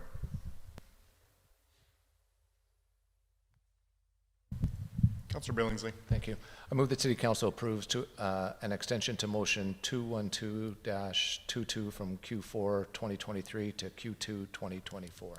Moved by Councillor Billingsley. Councillor Nielsen. Thank you. Through the chair to administration. In approving this motion, asset management, how does this impact any of our financial audits as it relates to assets, or does it? Through the Mayor to Councillor Nielsen, this is specifically related to donation of assets from the community or community groups, so I don't believe it would impact the audit at all. Thank you. Anything further? We're ready for the question. Those in favor? Carried. I move that City Council approve an extension to motion 301-23 from Q4 2023 to Q4 2024. Moved by Councillor Billingsley. Any discussion? We're ready for the question. No, go ahead. Thank you. Through the chair to Paul. When does the our current lease expire with the leaseholder in the library? Through the Mayor to Councillor Nielsen, the existing lease expires at the end of the year. Administration does have a lease renewal that we're currently finalizing. Thank you very much. Anything further? We're ready for the question. Those in favor? Carried. Item 10.3, Clean Energy Improvement Program, SEEP, funding through Federation of Canadian Municipalities. Good morning, Council. On September 12, 2022, administration sought Council's input on a bylaw establishing the CEIP program. It was passed in Resolution 335/22. On June 26, 2023, Council approved the Clean Energy Improvement Program Bylaw 2037-23. The bylaw authorized the City of Wetaskiwin to establish the program, borrow money for the purpose of financing clean energy improvements, and use the property tax system to facilitate repayment from property owner. If property owners participate in the SIP program, the debt incurred attaches to the property for the life of the debt and remains with the property if it is sold. Persistent to the Clean Energy Improvement Program plan dated January 13, 2023, we have moved into Phase 4, leading practices research and arranging for financial capital for SIP. Phase 4 of the project plan also has city team members participating in the cohort of municipalities engaged in the SIP development meeting held on October 5th, 2023. Several municipalities are involved in this cohort, including Airdrie, Spruce Grove, Stellar, and Slave Lake. And since then, we've actually been working closely with FCM to develop the market study, which is required as part of the application. So there are several milestones required to obtain FCM funding, and attached to the presentation is an overview of the necessary milestones.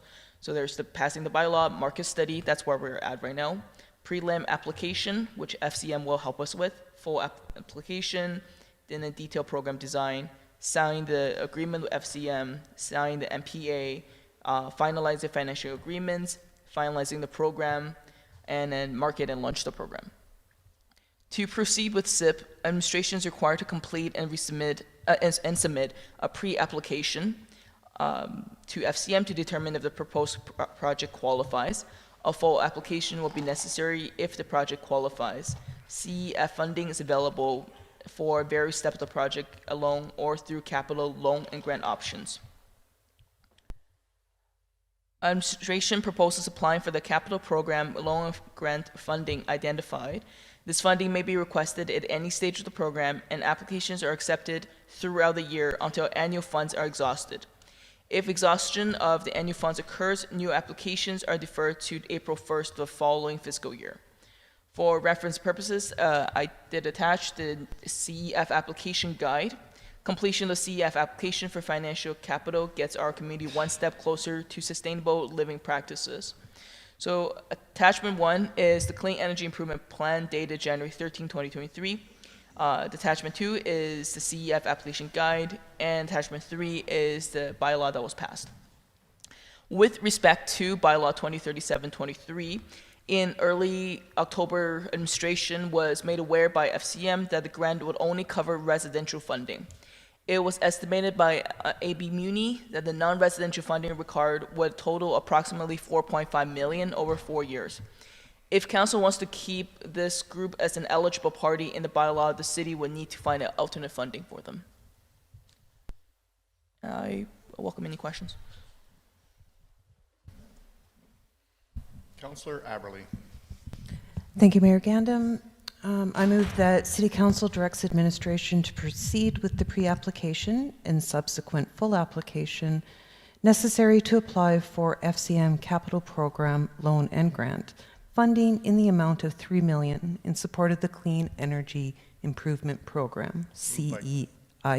Moved by Councillor Aberley. Any discussion? Councillor Billingsley. Thank you. It's my understanding, so the public, that the city is not on the hook for the $4 million. I think that or 4.5. I think that's critical, or $3 million, I should say. Having said that, I do have some questions, or a question about administration or administrating the program. Through the chair to finance, I guess. Is finance going to be administrating this program and doing all the paperwork? That is the plan, yes. So, in theory, if finance is at capacity, will we be adding more staff?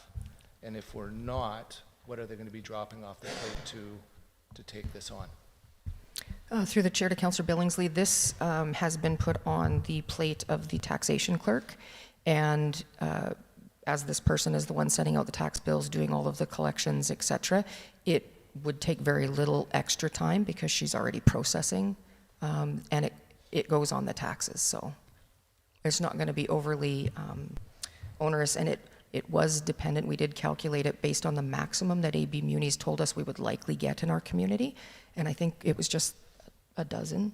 There's not a lot of applications that... And it's my understanding there is a fee attached to it for administration, is that true? That's correct. So any time and administration that is required does get tacked on, and I believe it's a set amount. I just can't remember what it is right now, but it'll be in the program guide. Thank you. Councillor Nielsen. Through the chair, Sue, to administration. So does the city vet individual residential applications, or does the funder vet all those applications? Through the chair to Councillor Nielsen, we work with AB Munis and the SEEP program coordinator. What we have to confirm is that they do not owe the city money, and then we can pass it on to AB Munis, and they actually do a ton of the paperwork and background information, and then make sure that it meets our criteria, and then it comes back to us to fund. So if I was wanting to apply for a grant as a resident, I fill out the form and present it to whom? To the city. And the city will do what with it? We will make sure that they don't owe us money, and that it meets the criteria that's set out in our bylaw, and then we forward it to AB Munis for further follow-up. They're the keeper of that program, so they need to make sure that certain criteria is met as well. And then Alberta Munis would make a decision about whether I would be the recipient of a grant? Yeah, there's certain conditions, like it has to be an approved contractor that you're using, and there's just a number of things that they have to confirm as well. So the city has to confirm, AB Munis has to confirm, and then it comes back to the city for processing. And who then is responsible for overseeing the work that's done through building permits or whatever? Yeah, safety codes is, and then they would have all the inspections and criteria that needs to be met, and then our contracted safety codes contractor would be the one saying, yes, it was done according to National Building Code. Thank you. Councillor Blatz. Thank you. Through the chair to, I guess, the community, I just wanted to say that SEEP is an amazing program that has benefited a lot of communities across Canada. You can apply for grants up to $50,000 with this for your home improvement, and so that includes things like hot water heaters, solar power, if you wanted to replace all your doors and windows. There's other things that you can also start looking at, like getting solar inverters if you want to start dabbling in electric heat pumps. So there's lots you can do with this grant. So if you were thinking of doing home upgrades, now is kind of the time to do it, because this is a really, really great program. So just wanted to put that out there. Councillor Elliott. Thank you, Mr. Mayor. Through to Councillor Blatz. Is there an end date to this? Do you know? I'm sorry, I don't mean to put you on the spot. That's okay. Do you mean in terms of like when when the grant will no longer exist? So I would assume that because we're approved for funding in the amount of $3 million, it would probably be until the grant runs out. Okay. Yeah. And my second question is to administration, wondering how this is going to be advertised to the public so that they are aware that this program does exist.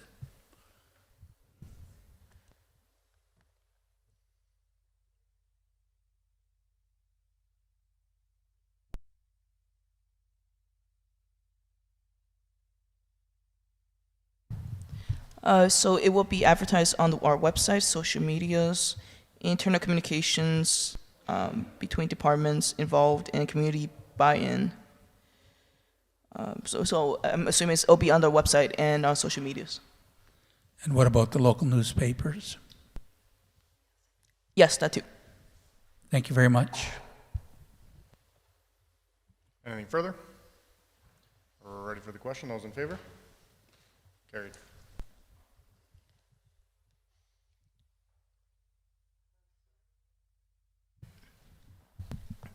I move that City Council directs administration to remove non-residential properties as eligible under the bylaw and bring it back for approval by March 11th, 2024. Moved by Councillor Aberley. Any discussion?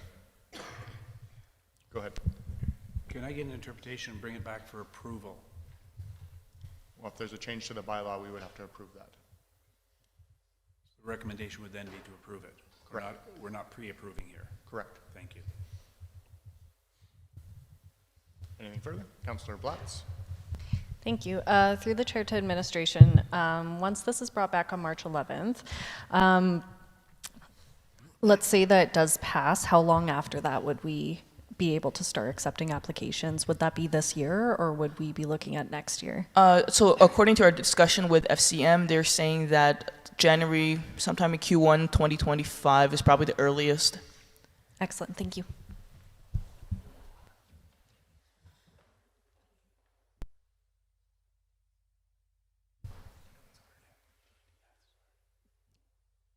Ready for the question? Those in favor? Carried.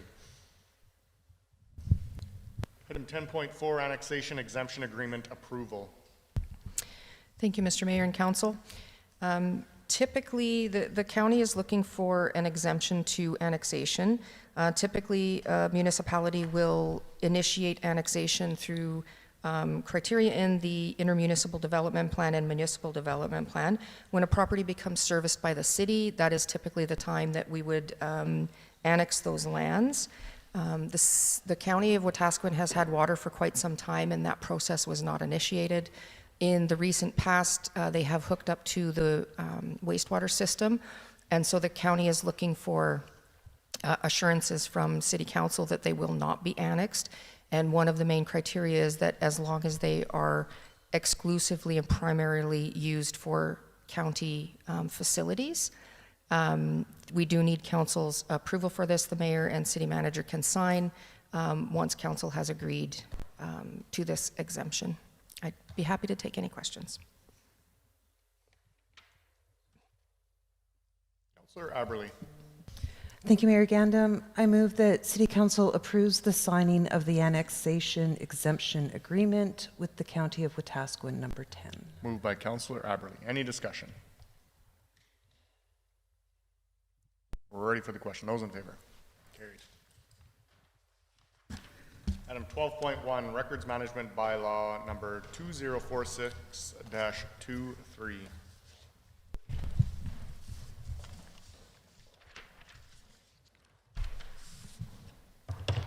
The current records management bylaw was last updated in February 2010, so 13 years ago.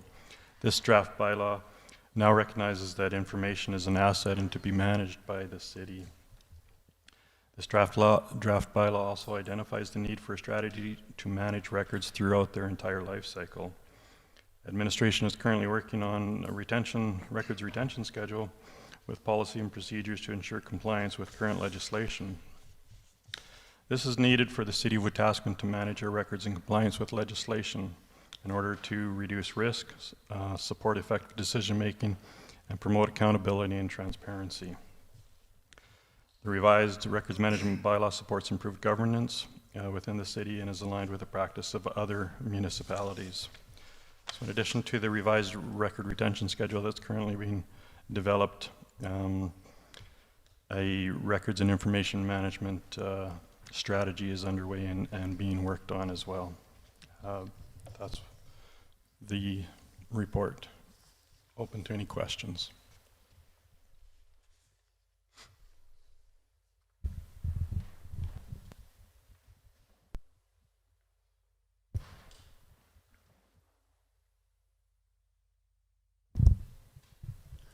Mr. Mayor, I would move that council gives first reading to the Records Management Bylaw number 2046-23 as presented. Moved by Councillor Elliott. Any discussion? Councillor Nielsen. Through the chair to administration. So this Records Management Bylaw talks about retiring documentation and so forth. Does it speak to how those records are maintained and or disposed of? Like, I guess what I'm leading up to is digital,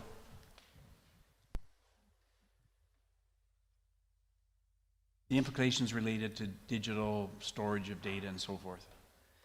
So my name is Donna Malloy, through the mayor to Councillor Nielsen. Great question. We are in an information age, and we are very much moving towards electronic record keeping. This bylaw doesn't speak to that level of detail, but it does authorize your city manager to actually work with me on policies and procedures that will be signed off, that will sort of push us to, like other municipalities, to better govern our information. And like you just said, most of it is electronic, as evidenced by all the machines in front of you. So the detail, to answer your question specifically, the detail is not in this records management bylaw. It's more high level. But the policies and procedures that we're working on, including the strategy, will very much address your question. Thank you. You've answered that. Councillor Aberley. Thank you, Mayor Gandam. Just, through the chair to Donna, just as a follow-up, will that include ways that we back up digital information? Because, of course, that's ever-changing as well. So how we're able to get back to it. And so you and I have a love of paper in some ways, of archival things. And I think even the work I did 10 years ago, I'm having to back up now onto data sticks because it was on DVDs, right? So is that going to be part of the processing as well? Great question. So through the mayor to Council Aberley, digital preservation is a hot issue for almost any organization. You're right, people are really struggling with digital preservation, and the backup that we certainly have with the city is absolutely a procedure that our Information Services Department follows. But we also have long-term work. So as an example, when council minutes are generated, we need them in a format such as PDF/A, so that they will be preserved in the very long term. So these are the things that we're working on to plan and put strategies together. I know that from my department and from the leadership of our general manager that we are working to have better electronic record keeping planning for 2025 at this point. Yeah. Thank you. Councillor Nielsen. Through the chair to anybody. So I am assuming as we move forward on have conversations regarding process and procedure, there's potentially significant costs attached to that process in terms of digitizing and all that kind of stuff. So at what point do you foresee those conversations taking place in relation to how it impacts budget? So for example, we're into our 2024 budget now, which means that any requests for that start to push you back into 2025 unless we start reaching into reserves to accommodate that. What does that do to your timelines in terms of moving process and procedures forward? Through the mayor to Councillor Nielsen, we are developing this RIM strategy with sort of identifying risks and managing information in a reasonable way given the budget of the city. Nobody has bags of money to hand to me or anybody else, and you know that specifically. So we kind of know that we have to keep within something that will work for Wetaskiwin. And sometimes a small, agile community such as this gives us opportunity to try to find solutions. But I do not see, to answer your question, a lot of digitization happening. I think that we're going to work on, if a document is born digital, we will try to keep it digital, like avoid printing. And I think that will be something that every staff member here will really appreciate. Like, we will try to find solutions that make sense to the workers here at the city who have been fully engaged in this process. Okay, thank you. Anything further? We're ready for the question. Those in favor? Carried. Mr. Mayor, I would move that City Council give second reading to the Records and Management Bylaw number 2046-23. Moved by Councillor Elliott. Any discussion? We're ready for the question. Those in favor? Carried. Mr. Mayor, I move that City Council gives unanimous consent to go to third reading for the Records Management Bylaw number 2046-23. Moved by Councillor Elliott. Any discussion? We're ready for the question. Those in favor? Carried unanimously. And Mr. Mayor, I would move that Council gives third and final reading to Records Management Bylaw number 2046-23. Moved by Councillor Elliott. Any discussion? Ready for the question? Those in favor? Carried. Item 12.2, fees and charges bylaw 2047-23. Good morning. So during the 2024 budget deliberation, Council directed administration to increase the 2024 fees by 2% to address inflation. This bylaw has been drafted accordingly. There's no inflation to costs that are set by other regulatory bodies. This bylaw shall repeal bylaw 2028-23 and any amendment thereto on the date of final passing. Changes to bylaw 2028-23 includes on the first schedule for administrative fees. There is no change to assessment review board fees as these are rates set by the province. Schedule B are finance-related charges, slight increase of less than $1 to non-sufficient fund NSF, tax certificate, and paper bill fees. There is addition of land title transaction dash tax lien addition and dash tax lien discharge, and also land title search fees. All of them are $25. The city currently does not have any fees for land title transactions. There's also an addition of lending institution fee of $30. The city currently does not have any fees for lending institutions. There's also an addition of an EV charging station fee of $5 per hour. The city currently does not have any fees for EV charging stations. Under Schedule C, which is planning and engineering related, there is actually one typo on the amendments, and where it says new single-family dwelling addition for residential installation. Right now it's saying $5.50 per $100 worth of project value. This is incorrect. It should be per 1,000. Planning and development fees have also been adjusted to better reflect the fees charged by comparable municipalities and the administrative time involved. Where applicable, the listed fees now include the notification fee, which was previously separate. The previously partially refundable occupancy, damage, and grading deposits have been replaced by a program of inspection fees and fully refundable damage and landscaping deposits. Building safety codes fees are set up by Superior Safety Codes, which provides building permit review and inspection services to the city and receive a portion of the fee. Schedule D, waste management, there's been a slight typo too. There is no 2% increase across all fees and charges. Schedule C, in municipal enforcement, there's a slight increase of less than $2 across all fees and charges, except for the fourth and subsequent impoundment bracket within 12 months, which was increased by $35. Schedule F for fire services, a 2% increase across all fees and charges, except for air cylinder recharge for SCBA cylinder, which increased from $10 to $25. Fire department responses increased to align with Alberta transportation. These include the use of engineering rescue resources, increased from $630 to $700. Ladder/aerial apparatus decreased from $830 to $700. And command vehicles increased from $185 to $205.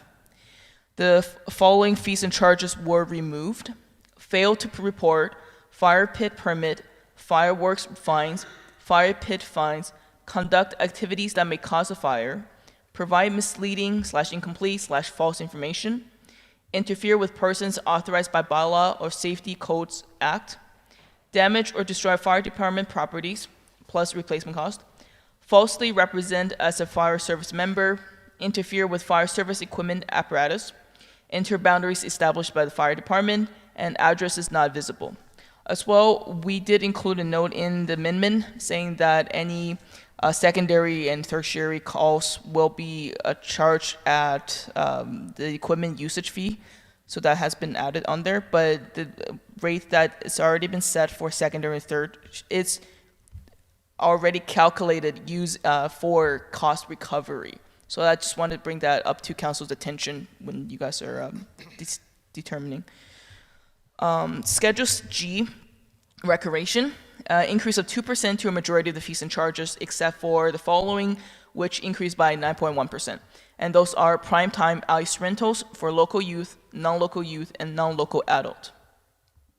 Cemetery, there was a 2% increase across all fees and charges. Storm, residential, the current fee is 0.7, so 70 cents per month. Administration is proposing that this be increased to $2.80. Multifamily residential, which means larger than fourplex, current fee is $1.30. Administration is proposing this be increased to $5.20. In industrial, commercial, and institutional, current fee is $2.60 per month, and administration is proposing that this be increased to $10.40 per month. Schedule J, which is the airport, saw a 2% increase across all fees and charges. Then there's no change to Schedule K or L, which is for water and wastewater.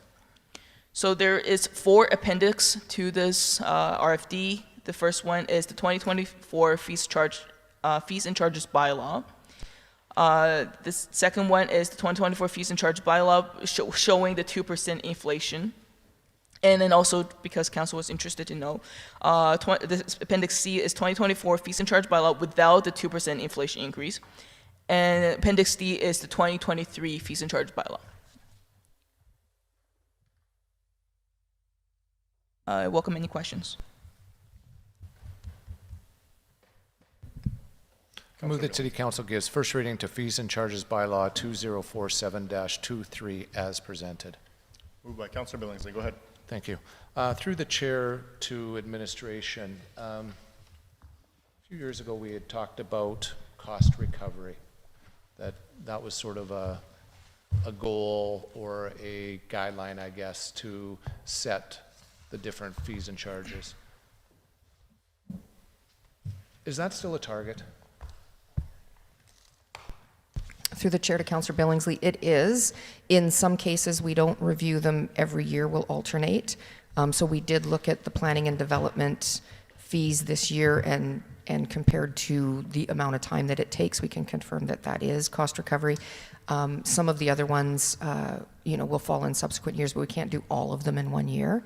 A little bit easier now that water and wastewater has been moved to Peace Hills Utilities, and then council takes recommendations from them, but all the rest of them are wherever possible. Things like recreation, we know that council subsidizes it to a certain percentage, and I think that's where that discussion should lead, is how much does council want to subsidize versus a cost recovery. Thank you. Councillor Bronco.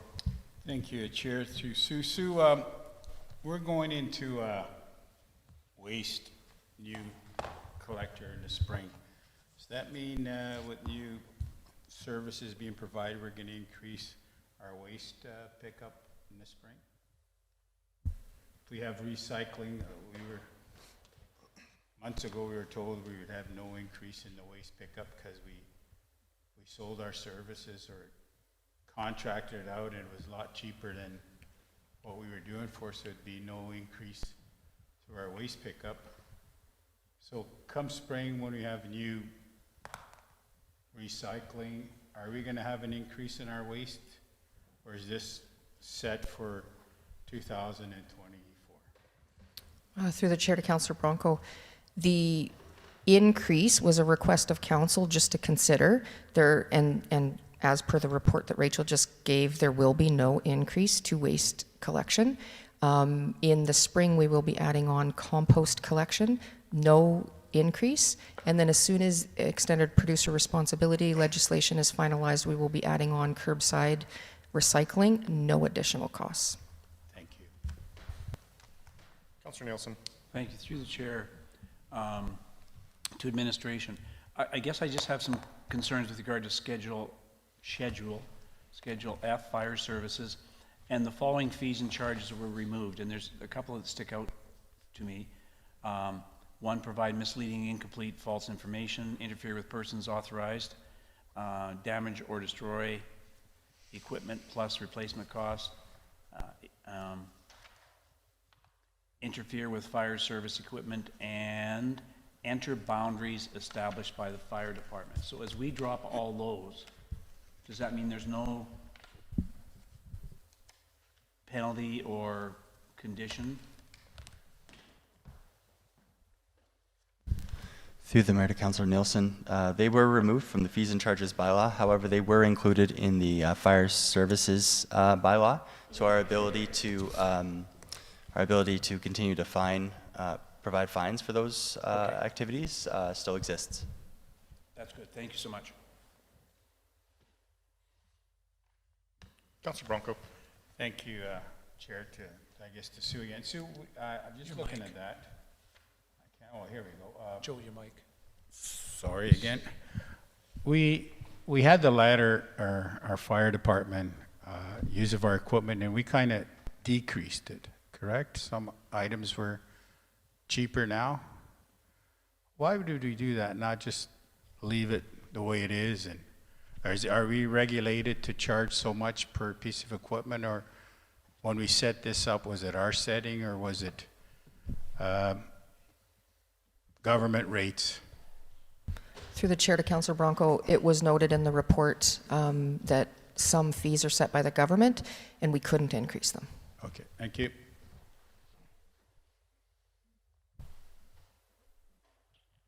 Anything further? Approval to first reading for fees and charges bylaw 2047-23. Those in favor? Carried. I move that City Council gives second reading to fees and charges bylaw 2047-23. Moved by Councillor Billingsley. Any discussion? We're ready for the question. Those in favor? Carried. I move that City Council gives unanimous consent to move to third reading of fees and charges bylaw 2047-23. Moved by Councillor Billingsley. Any discussion? Ready for the question. Those in favor? Carried unanimously. I move that City Council gives third and final reading to the fees and charges bylaw 2047-23. Moved by Councillor Billingsley. Any discussion? Ready for the question. Those in favor? Carried. New business 15.1, proposed public art mural program.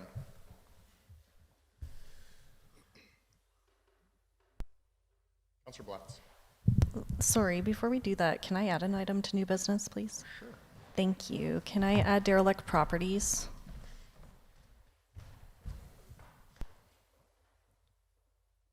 Derelict properties to new business would be 15.8. Those in favor of adding that to the agenda? Opposed? Those in favor of adding that to the agenda?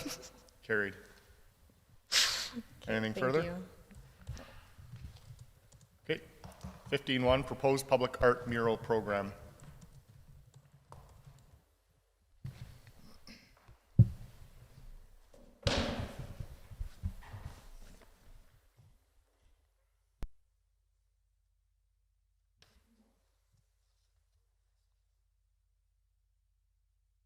Good morning.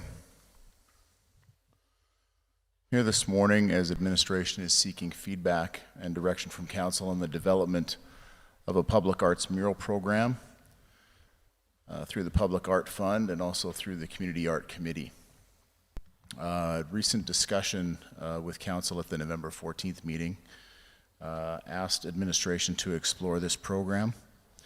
We have looked at a few different options for this and looking at success stories, benchmarking how this program has been implemented in other communities, and have included that information for council's consideration.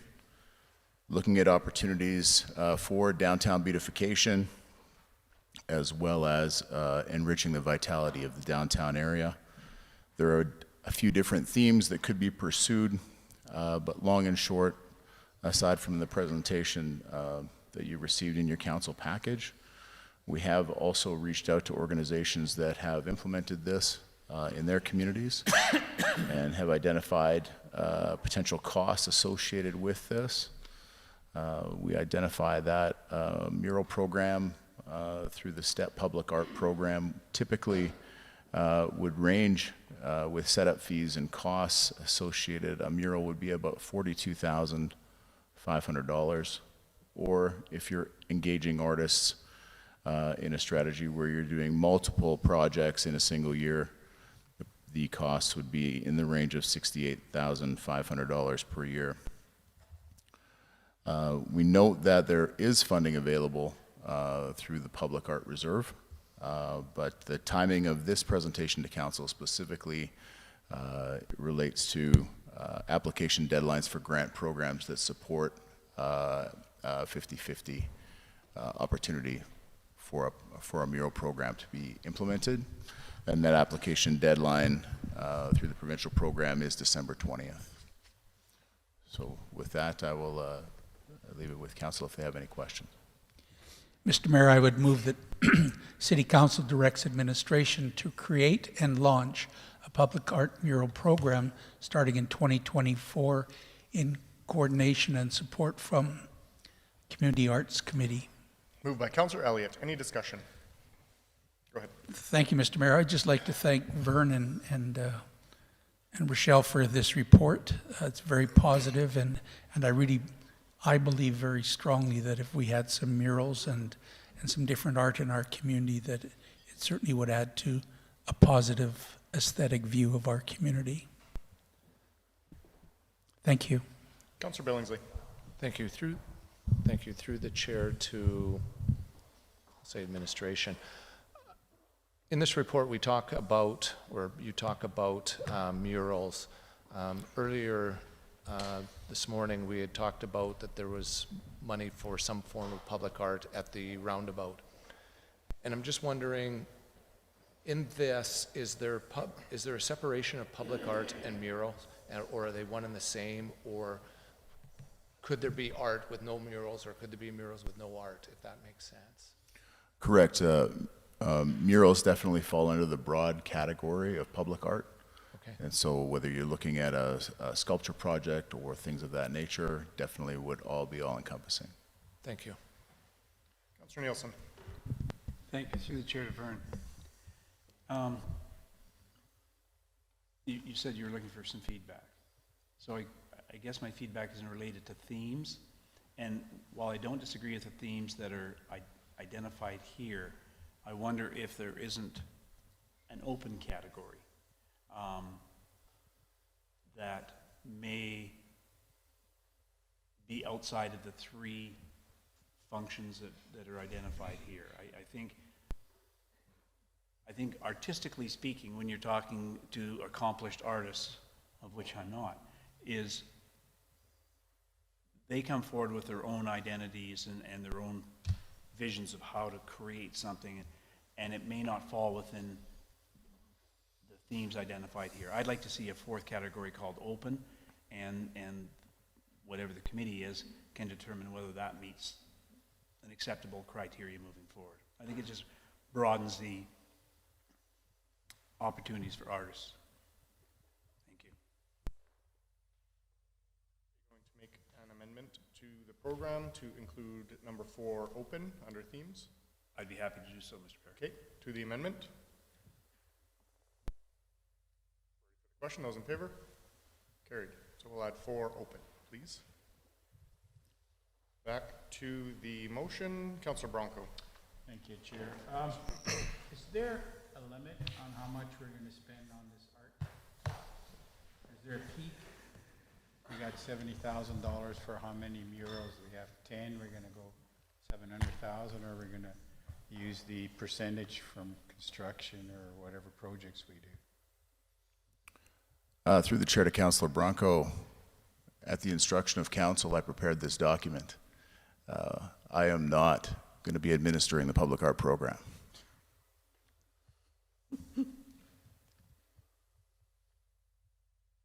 Councillor Aberley. Thank you.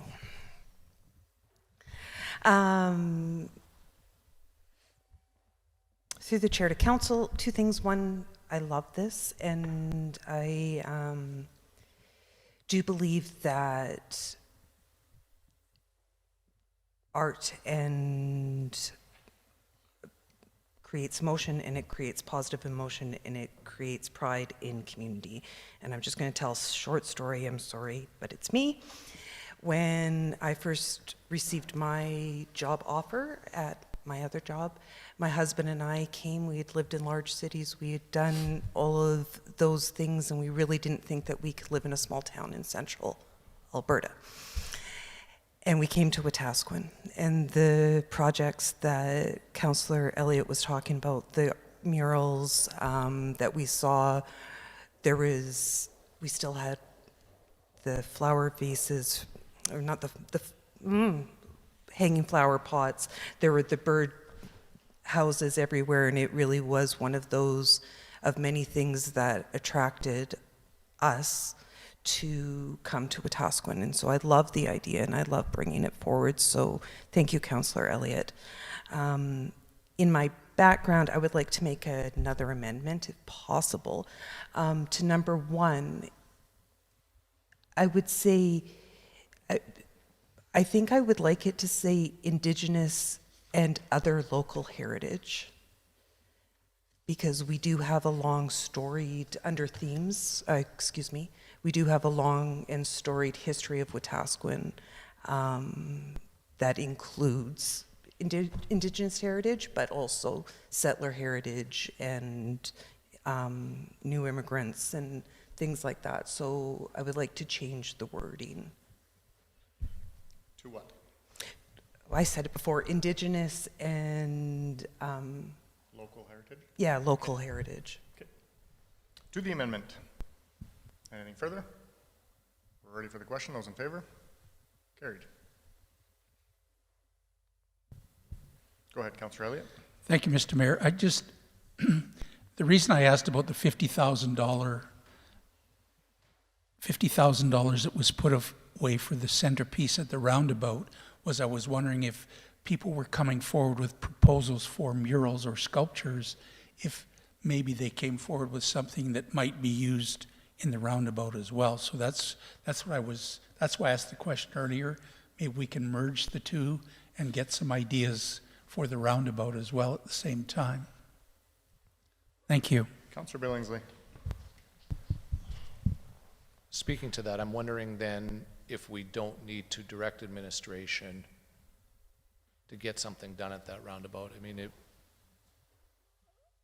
absolutely can. That would just be a separate motion from this. yeah, I'm just wondering, could it be within this document? I think us giving direction to fill the centerpiece at the roundabout is separate than this But that will change because if public art mural program. Because if it's 50 grand, let's say, that's going to change, because this is based on having, what, 100 and whatever dollars that is sitting in there, right? If we take 50,000 of 2016 dollars that was put aside at that point for a roundabout, there isn't going to be a whole lot left for all of this. So the subsequent motion after this is up to $40,000. So if council directs administration in another motion to bring back options or to pursue a centerpiece at the roundabout, that's a completely separate motion. This is a mural art program. The amount that you spend on it is still council's decision.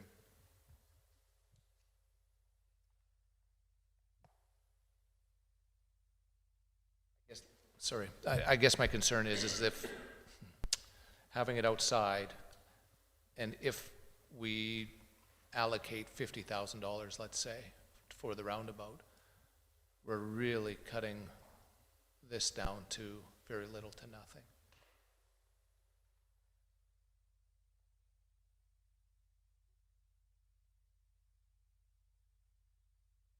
That's my concern.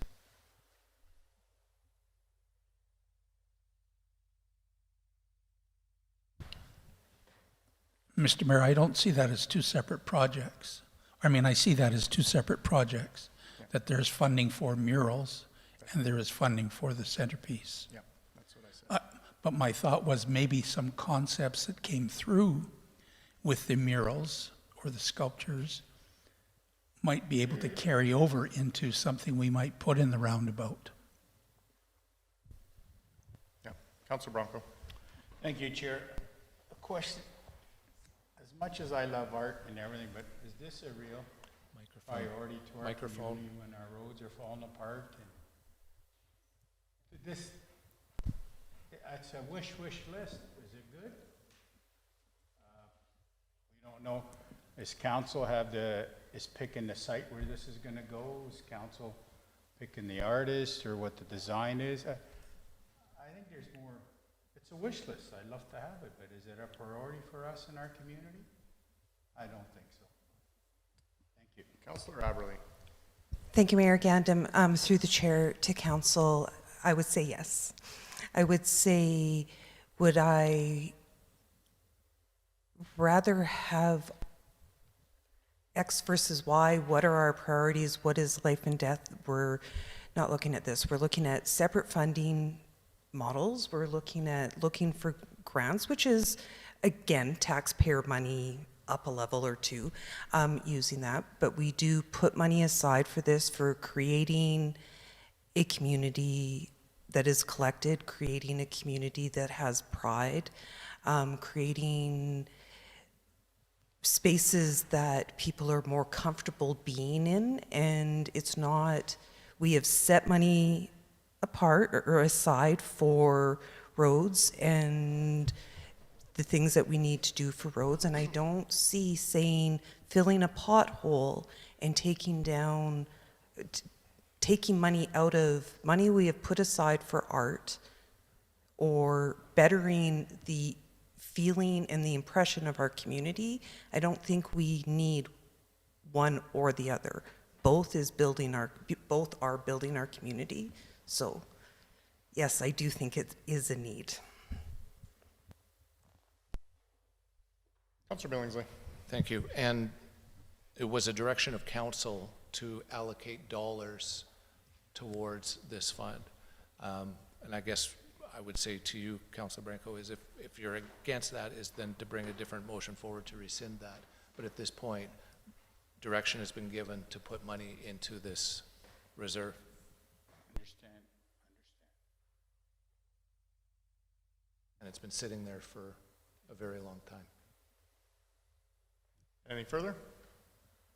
Motion is to direct administration to create and launch a public art mural program starting in 2024 in support from the Community Art Committee. Those in favor? Opposed? Carried. Mr. Mayor, I would move that City Council directs administration to approve matching funding up to $40,000 from the Public Art Reserve. Moved by Councillor Elliott. Any discussion?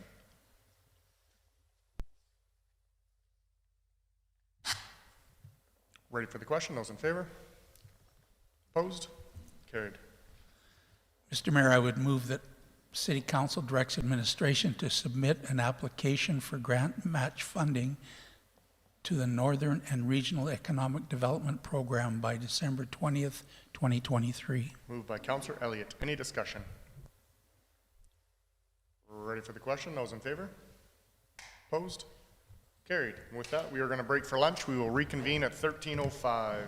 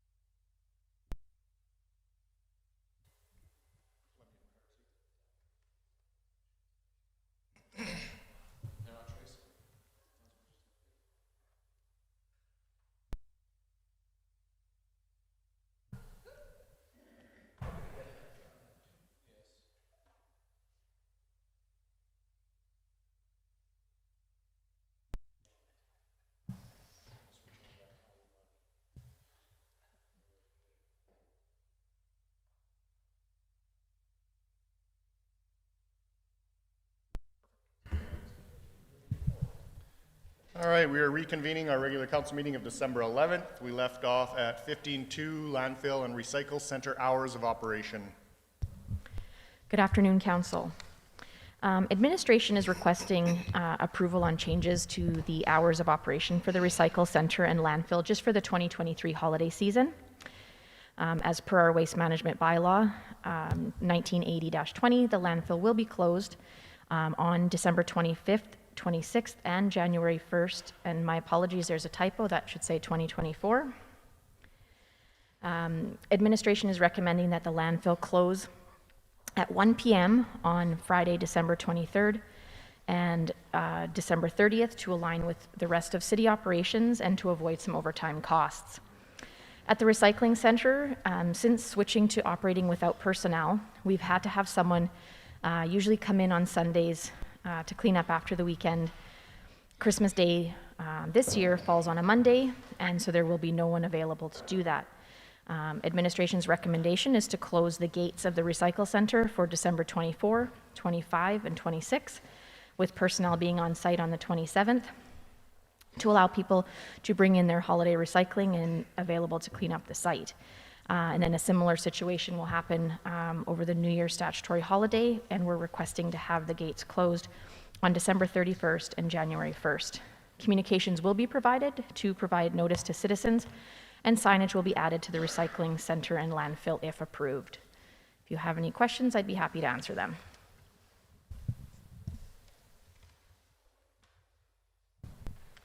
I move that City Council approves the change of operating hours for the recycling center to be closed on December 24th, 25th, and 26th, and the 31st of 2023 and January 1st, 2024. Moved by Councillor Billingsley. Any discussion? Councillor Elliott. Thank you, Mr. Mayor. I don't agree with this. A number of years ago, we closed the library. Sound like Councillor Aberley. We closed the landfill on Boxing Day, and people drove to the recycle center, tossed things over the fence, and we had to send a number of different people out there, not just one, to pick up all the waste. People didn't even care. They just threw stuff over and let the wind take it or whatever. My suggestion is that we open on Boxing Day, and whomever is working on that day gets the 27th off, and then we don't have to worry about even paying overtime. So, or I guess it's a stat, so you might have to pay a little bit, but you could alternate working hours so that it's open, but I really would like council to consider this, because it's something people don't, maybe people are going to work on the 27th and things, they want to get their house clean, but I just have a real problem with it being closed on Boxing Day. Thank you.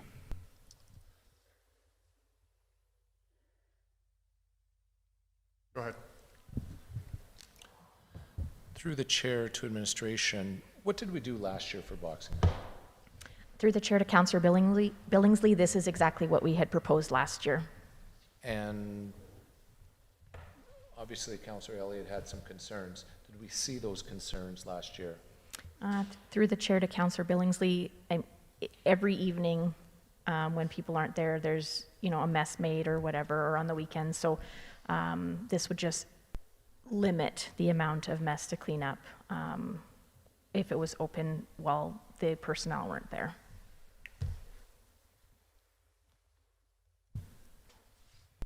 Go ahead. So I would move to amend that the recycling center be open on the 26th. Thank you. Okay, to the amendment. Councillor Aberley. Thank you, Mayor Gandam. Through the chair to council, I am in agreement with Councillor Elliott. The 26th, and I'm kind of joking, but the 26th is called Boxing Day, and it is a day that many use for being able to clean up after the holidays, being able to do things out, the ability for people to have a full that week off does not occur very much, and I would also like to give our community the opportunity to recycle their goods on Boxing Day. Thank you. Councillor Bronco. Thank you, the chair. How many staff do we have working we have the transportation department work in Maine? Is there anybody? Because I imagine there's going to be arenas or stuff like that, facilities that are open because the public wants to use it. Through the chair to Councillor Bronco. So I don't have the recreation facilities schedule in front of me, but with respect to the remaining Public Works Department, there is nobody working on Boxing Day. Nobody working on Boxing Day. For Public Works, there's nobody working on Boxing Day. They are on call for emergencies, but nobody's actually coming to work on Boxing Day from Public Works. Is our swimming pool facility open on Boxing Day? Through the mayor to Councillor Branco, I'm just trying to pull up the holiday hours for the Manluck, but I do believe, just if you give me a second, I should be able to pull that up.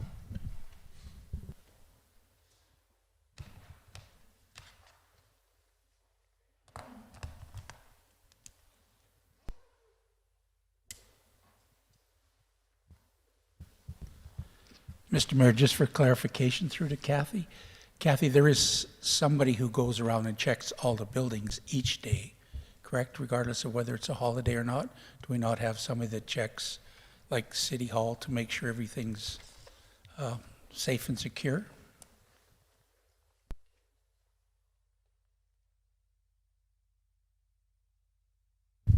Through the chair to council, we have facility staff on call over the holidays in case there's any issue with any of the facilities or buildings. Oh, but they don't check each building individually each day? No, they're just on call. Here on call for emergency. Okay, thank you. Through the mayor to Councillor Branco, apologies for the delay. Last year, our team was closed at the Manluck Centre for, between the, Christmas Eve and Boxing Day, so the 24th, 25th, 26th, as well as New Year's Day, we were closed. The Civic Centre, Twin Arenas, the 24th, 25th, 26th, 27th, 31st, 1st, and 2nd, we were also closed. I have asked the staff for an update for this year to determine the exact days, but we would be following a schedule similar to what we would have done last year. Councillor Aberley. Thank you, Mayor Gandam. Through the chair to administration,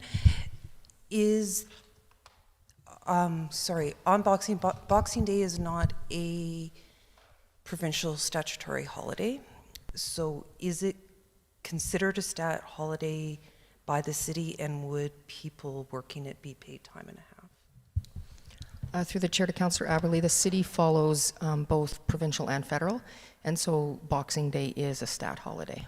For government Correct. workers?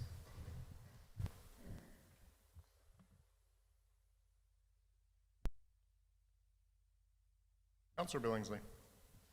Thank you. Through the chair, when this proposal was brought to us, was consideration given to staffing abilities for that day? Was that part of the consideration of being closed, or what was the rationale of being closed for that day? Through the chair to Councillor Billingsley, so the days that we're requesting to have the recycle center closed, those are the city employee statutory holidays, so we don't have anyone scheduled to work those days already, so it would be bringing someone in on overtime to work on the 26th, because that is a stat holiday for city employees.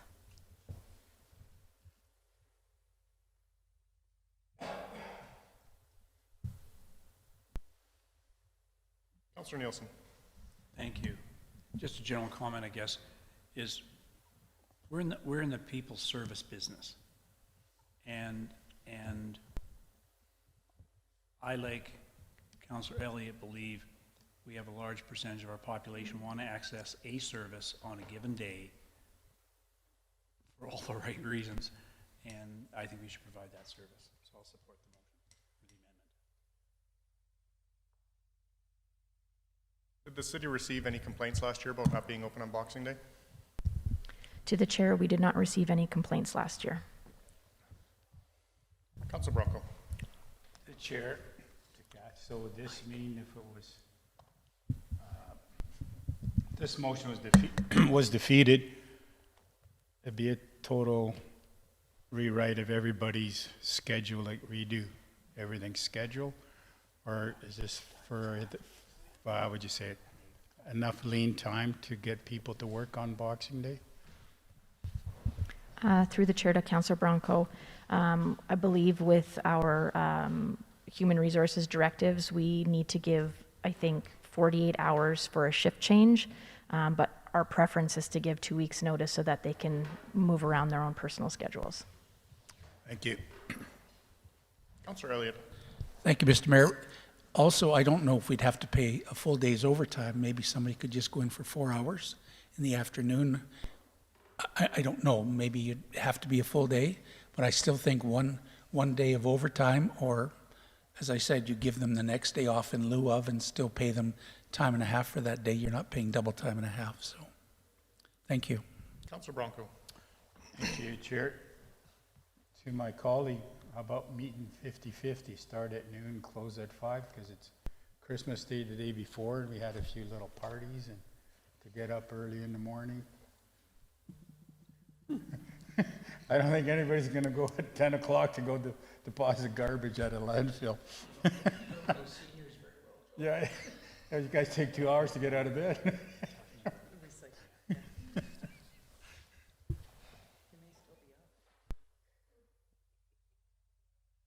Anything further?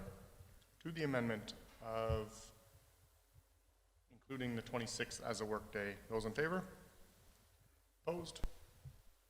Carried. Back to the original motion, taking the 26th out of it. Any further discussion?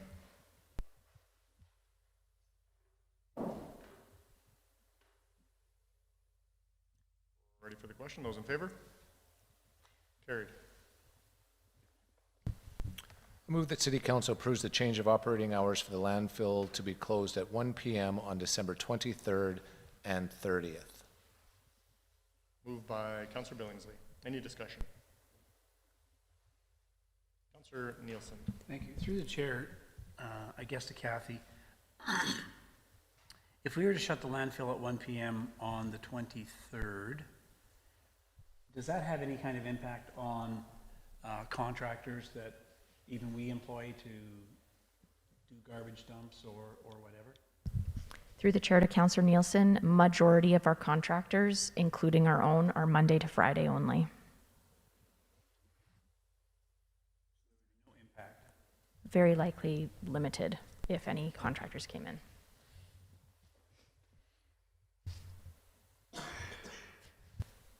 Anything further? We're ready for the question. Those in favor? Carried. Item 15.3, 2022 audited financial statements update. Thank you, Mr. Mayor and Council. I wanted to present this ahead of the budget discussion, just to give Council an update. So I'm going to go back to the beginning. In 2020, administration had commissioned a department review for finance, given the challenges that Council had identified with respect to how the department was functioning. The report was presented to Council, and the plan to help address the shortcomings of the department began. There were 16 recommendations, and while work still continues, there have been many improvements. I won't go through the whole table, but I did put updates into where everything is. So the majority of them have either been completed, are planned for 2024, or items that are going to be ongoing. So training, et cetera, will be happening ongoing. So implementing these recommendations has been a focus of the city to ensure that the city can meet its legal obligations, specifically with timely reporting of year-end audited financials. There have been several challenges since this report was approved, including COVID, staff attraction, and introduction of the new audit firm, which was one of the recommendations of the report. The new auditor has done a very comprehensive review of the city's financial system and has found several areas that required deeper investigation to ascertain a certainty of compliance. This was challenging in many areas because staff were unable to find supporting documentation, sometimes going back many years. The auditor will obviously explain this in January when they do come in to present the audited financials to Council. This has led the city to a point where we realize that continuing to dig for information that we may not be able to find is futile. In conjunction with the auditor, it was agreed that administration should stop searching and develop a plan to ensure it's available for the 2023 year-end audit. What this means is that the auditor cannot provide certainty of our 2022 starting point amongst a few other items, and therefore cannot provide a clean audit. Administration is working with the auditor to develop a plan to get the required information in the early stages of 2023 so that this does not continue to happen, and will be approaching council with the plan and requesting any additional funds that might be required. It should be noted that the city will be in a surplus position for 2022, and that the missing information is related to things like our tangible capital, which cannot be validated at this time. So we know that it's going to take about 4 to 5 months of a dedicated staff member to actually go back and validate that information that, from what we can tell, never was validated since TCA was introduced. The auditor also, there's a few things that would be, a couple of things that are holding it up. So the Peace Hills Utilities audit needs to be completed, and that auditor is telling us that they should have that ready by the end of this year. And then they can provide it to the city's auditor, who can then remove the adverse opinion and make it a qualified opinion. So really it has nothing to do with the financial position in the ending of 2022, because we know that we're going to have a surplus, and it has everything to do with things that get reported to the province, like our assets and how we validate those. I would also like to remind council that these issues are historical, and staff are confident that with the team that we have in finance currently and the continued support of council to fund required changes, that the city is on track to correct the past concerns and be able to have a clean audit moving forward. Like I said earlier, Metrics Group will be in January to give the audited financial update to council, and I'd be happy to answer any questions.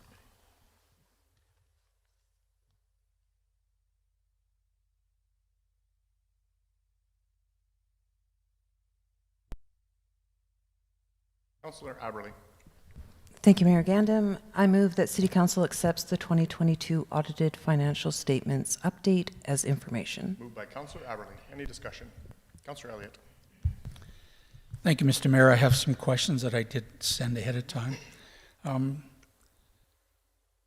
Is there going to be a cost for computer training for our staff if we go to the Diamond or the Questica?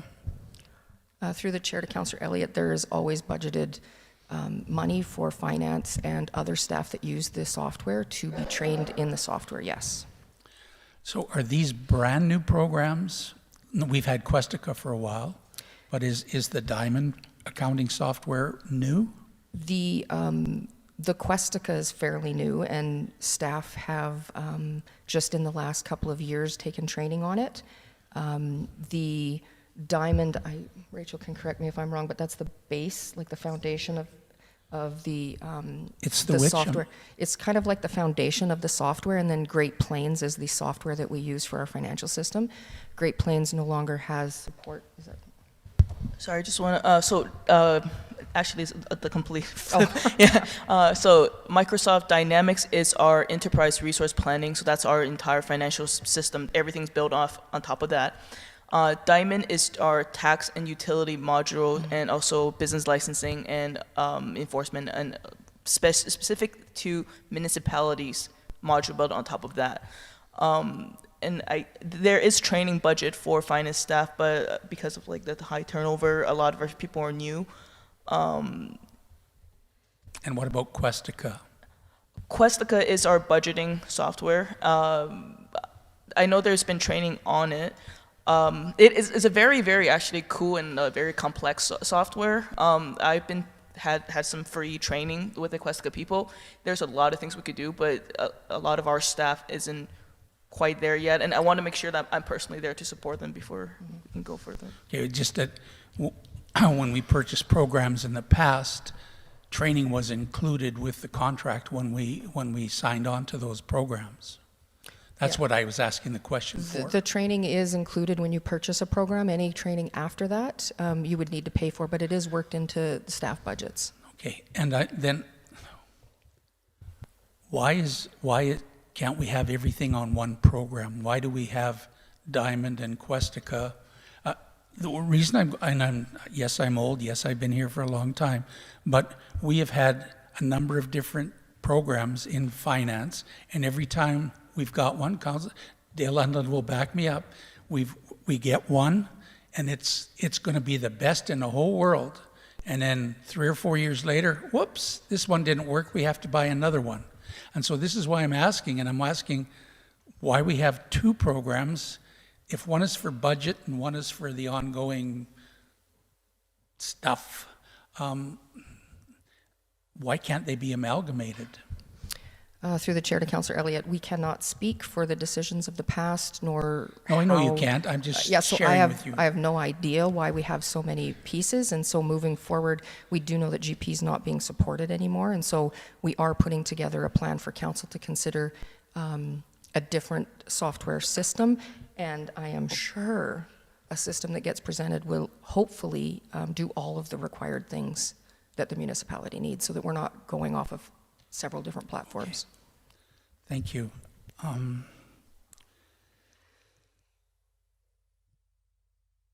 With regard to us having a delay on the audit, what does this do to FCSS and library grant funding?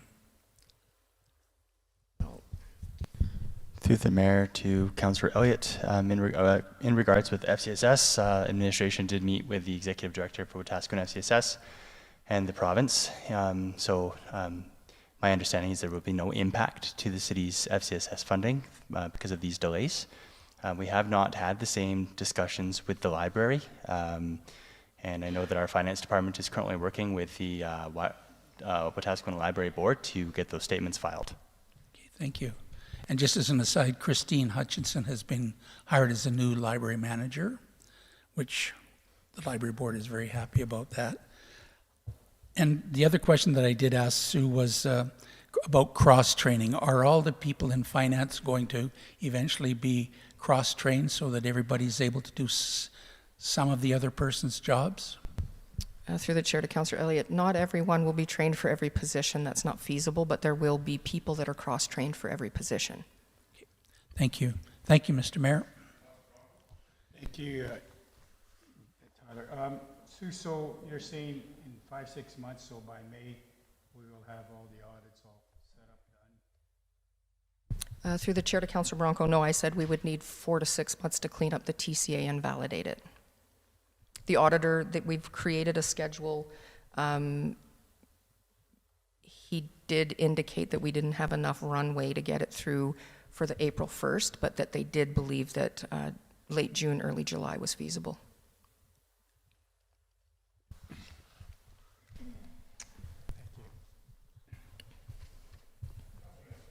Through the chair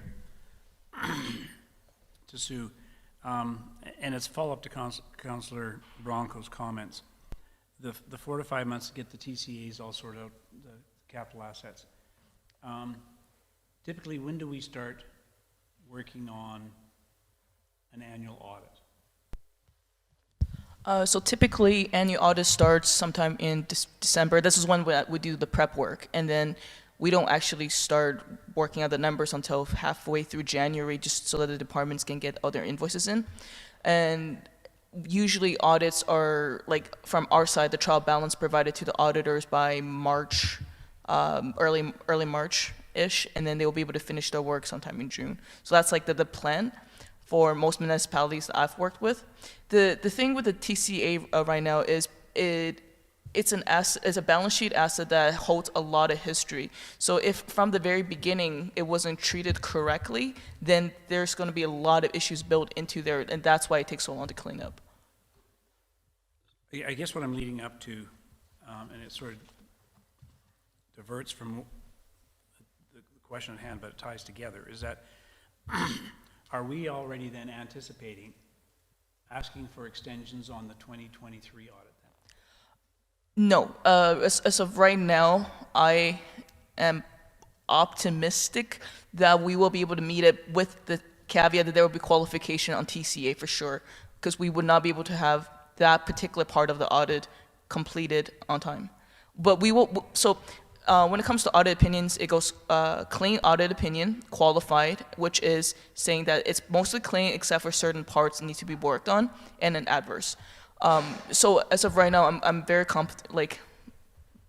fairly confident that we'll for sure get unqualified on everything else except for the two parts except for the TCA that's already been identified. There's just no way we can finish that before June 2023 or 24. And then if we're talking about the TCAs and the difficulty getting them completed, and there was talk about being 4 to 5 months of staff time, there was a point where we in councils basically gave administration a blank check and said, deal with finance. And so what would be the difficulty or the barriers to cashing that check and getting staff in here whose only job is to get us to the point where TCAs are up to date and part of the 2023 audit? So we're not even dealing with a qualified audit, we're dealing with a certified audit. Through the chair to Councillor Nielsen, that is part of our plan that we've mapped out with finance in in discussion with the audit team, and so the monies of the past to get the report done and bring in staff to clean up other areas has already been spent. So we would be coming back to council in January when Toulouse is back and looking at more support for a term person. We don't believe that we need anybody, another staff member in finance. We believe we just need some term help for 4 or 5 months. And so you're saying you will be coming back to council? Correct. Thank you very much. Anything further? We're ready for the question. Those in favor? Carried.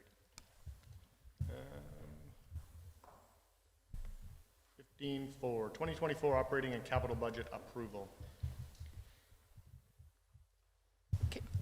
Good afternoon, Council. Administration informed Council at the regular Council meeting on September 25th, 2023, that the 2024 base budget required a budget increase of $664,790, which is equivalent to 3.6617% to maintain current service level. Since then, Council deliberated on the 2024 operating capital budget on October 16th to 18th, and again on November 27th. At the end of the deliberation, the 2024 operating budget, including operating business cases, totaled $44,102,090, and the 2024 capital budget equal to $6,091,230.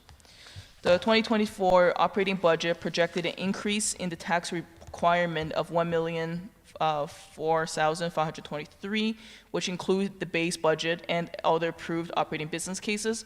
So this is estimated to be an increase in tax rate of 5.5330% for the municipal portion of taxes.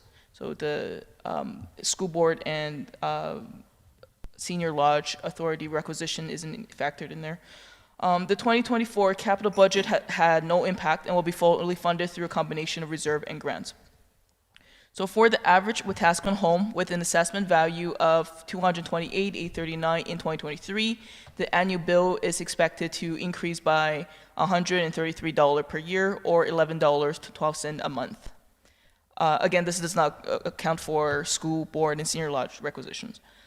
Administration received the assessment value from the city assessors in February, and council may have an opportunity to reduce the tax impact if assessment comes in higher than expected before the tax rate is set and notices are sent out.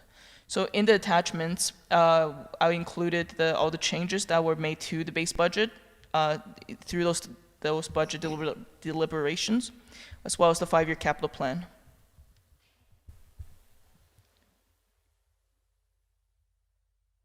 Welcome any question.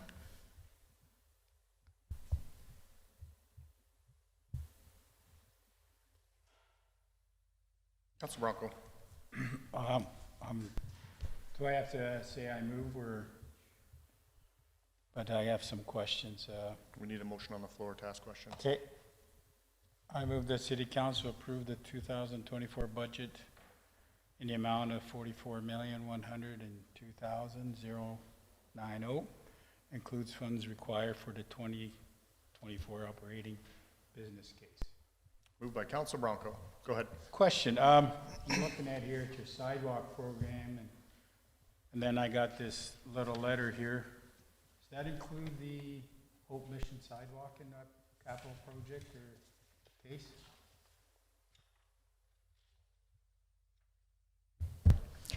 Through the chair to Councillor Bronco, the Hope Mission is responsible for everything to get to that site and all the connections. We could include it in the program if council wanted to and then endeavor to recover after, or we can just leave it with the permit requirements. So it's not part of the budget? No. And when we do development, isn't it up to the contractor to pay 100% for everything and not have the city paid and get reimbursed? Sorry, can you speak into the mic? I didn't hear that. Sorry, Sue, I got to change this mic. Isn't it part of our plan when their subdivision or development goes ahead that the developer pays for 100% everything? Yes. Not the city to That's pay correct. for percentages, so it kind of struck me, that's what popped up, that the city, that Hope Mission would pay back that city portion. I don't. No, they're 100% responsible. Thank you.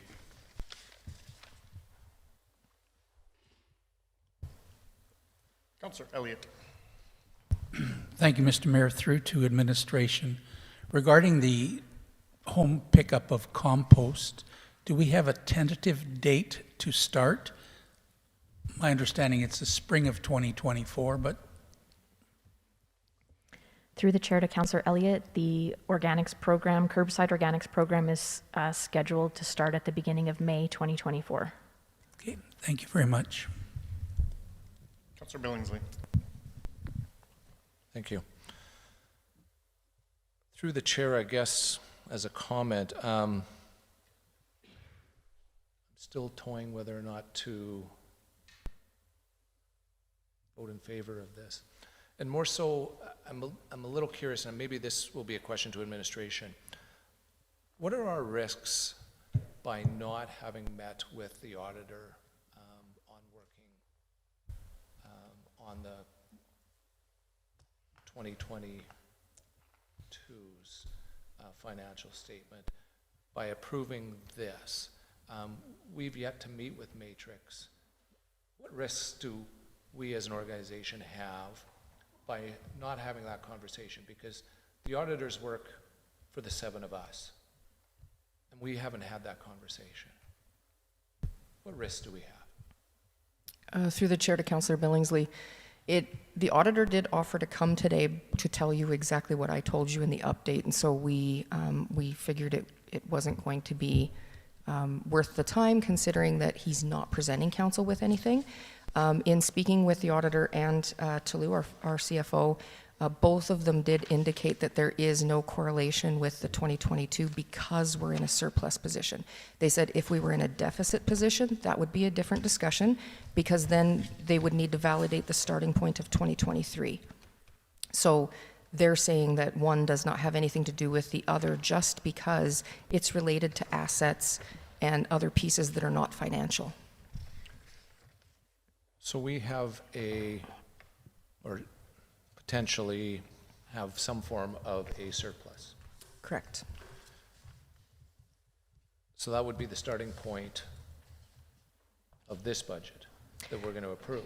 No, so it would have been the starting point of the 2023 budget, which is already Right, approved. sorry. So it just means that because we have a surplus in 2022, our 2023 starting position is fine, based on the fact that there's a surplus in 2022 and not a deficit. And do we have any indication of 2023 of a surplus as well? The third quarter audited, or third quarter financials were presented in committee of the whole, and Rachel did indicate that we anticipate a small to moderate surplus in 2023. And in our 2024, are we factoring that in? Because that means whenever we run a surplus means that we are overtaxed.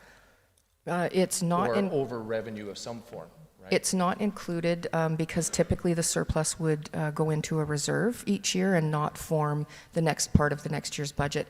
And there's been a lot of factors that have tied into surpluses lately, especially with COVID and all of the different things that have happened. When we look at it, we had a lot of vacancies, in the last 3 years, and we believe that that is primarily where a lot of the surplus is coming from. So once we get all of our positions filled, which we're very close to right now, we shouldn't see major surpluses anymore. And would the auditor then be able to communicate to us exactly where those surpluses would have came from?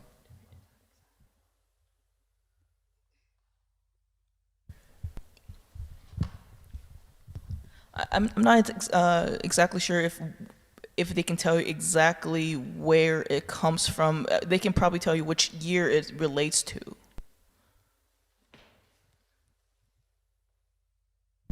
We should be able to, based on our internal financial system, determine where the surpluses are. The auditor just does a snapshot and an overview, which and they can dig into what the audit means to them, but as far as exactly where the surpluses come from, we would rely on finance for that.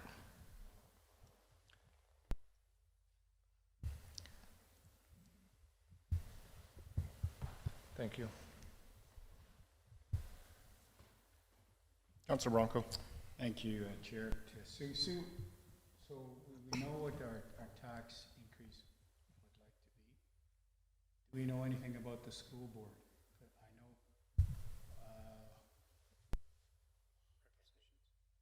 requisitions. Yeah, the requisitions. Mike. I know. So do we know roughly what might come from the school board? We know Walla is minimum increase. Through the chair to Councilor Bronco, we usually get that notice from the province. Their year end is not until the end of March, and that's typically when we find out about grants and other taxation things like school requisition that needs to be paid. Thank you. Councilor Nielsen. Through the chair to Councilor Billingsley.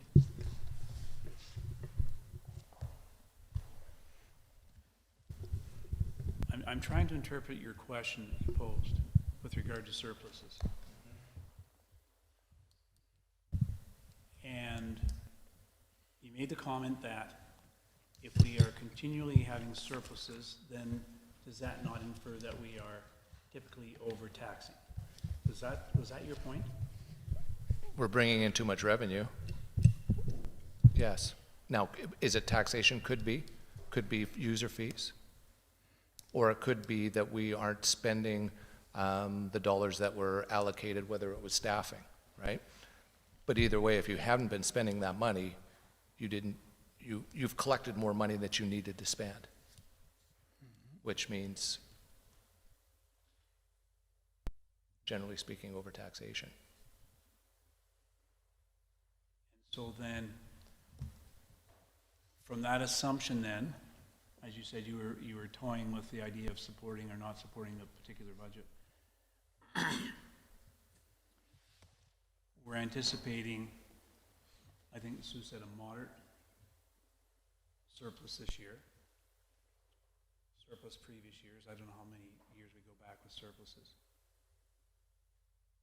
Those monies go into reserves, which for the most part are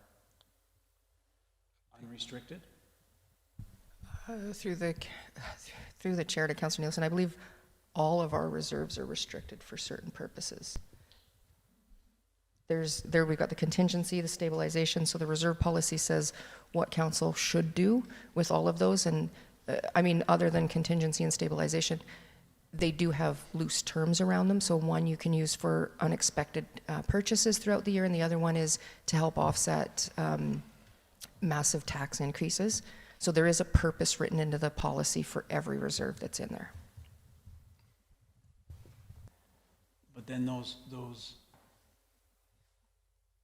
are your reserves that you're building through sustainability are built on the back, in many cases, of taxation. And are we using those reserves to bring down taxes, generally when we are talking about building a budget? Like, at what point do we, I guess, at what point do we say, holy cow, we've got to bring down the tax rate? Only at budget time. Is that correct? Council has another opportunity before you set the tax rate each year.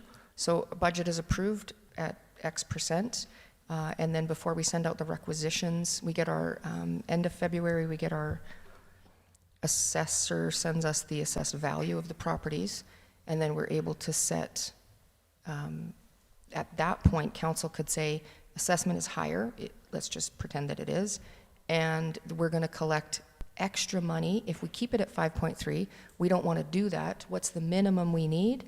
And there's a potential to drop the tax rate at that point before we send the tax bills out. And I know it was reported earlier, but could I ask what the current sustainability reserve is? Just to confirm, when you say sustainability, you mean stabilization, correct? Yeah. Okay. Right now it's sitting at 1,377,000, but of that amount, 912 have been committed to other projects already. So the amount that's uncommitted to anything is equal to 466,000.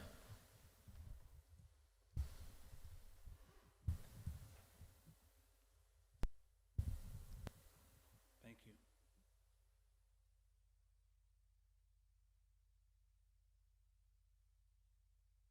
Councilor Bronco. Thank you. So we had a surplus, you say 900,000 is already allocated. Is that in this budget or is that approved by council? Stabilization reserve, not surplus. Okay, thank you.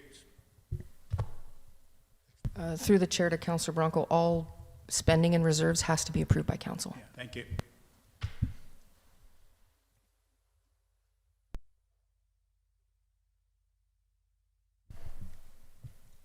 Councilor Billingsley. Thank you. I just want to follow up with Councillor Nielsen's comments about when we take a look at spending, or it seems to be, it comes up at budget. And some of the conversation that we've had throughout the year, I guess, was that we're not very competitive, especially in the non-residential. Residents will say that they pay too much in taxes, and I won't disagree with them. But having said that, we've heard from our economic development team that we're not very competitive at all in the non-residential. We haven't even addressed that. That's not something that's wasn't even discussed. And yet we have surpluses along the way, which, who's funding that? They are. We are. The community is.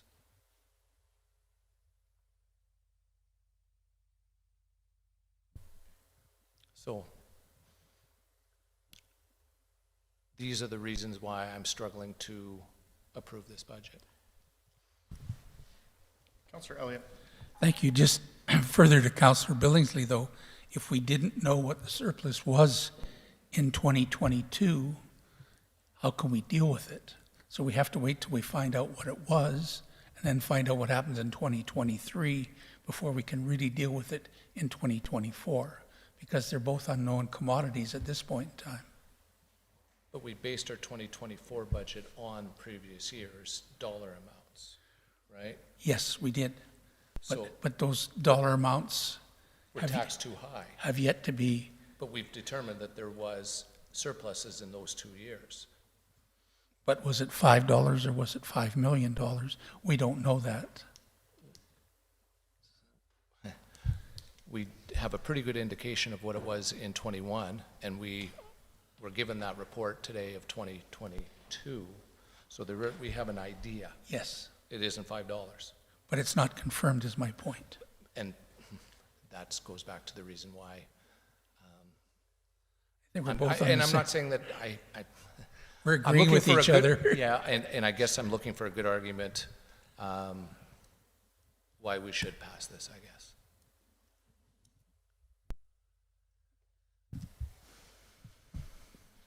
Councillor Nielsen. I guess my difficulty in the conversation is not dissimilar to yours, but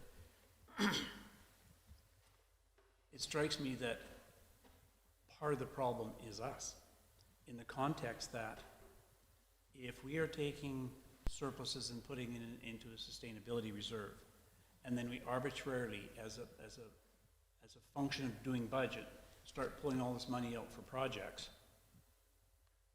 then we're not building a reserve at all. We're building a piggy bank to draw on to pay bills. And that's a gross misrepresentation in terms of my terminology there. But, and so even if we wanted to address sustainability or decreasing a tax level, there aren't really significant dollars in carried forward surpluses because we continue to spend it. And so the balance here is setting your budget, and in doing so saying to administration, we're not touching these contingencies. That is, emergencies come up. We've got to live within the budget we've got, as opposed to simply dipping in to that sustainability reserve or the contingency. So a budget really isn't a budget unless you add all the reserves into it and say, this is part of our operating expenditures. So, and so I'm not trying to direct attention to administration so much as to our role here in the direction we give to administration as well. If there's a problem in the process, we're part of that problem as well in terms of how we're authorizing expenditures.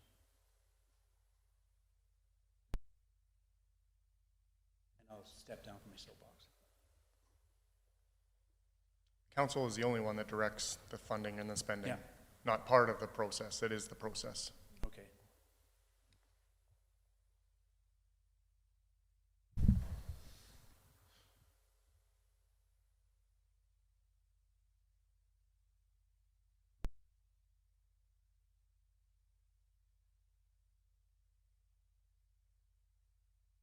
Go ahead.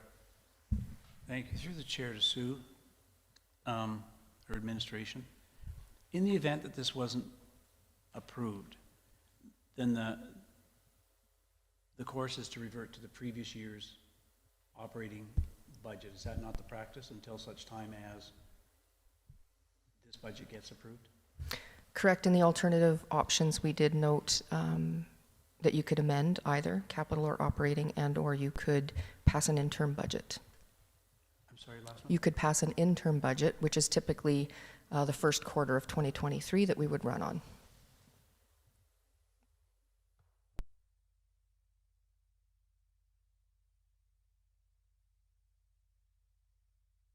Councillor Aberley. Thank you, Mayor Gandam.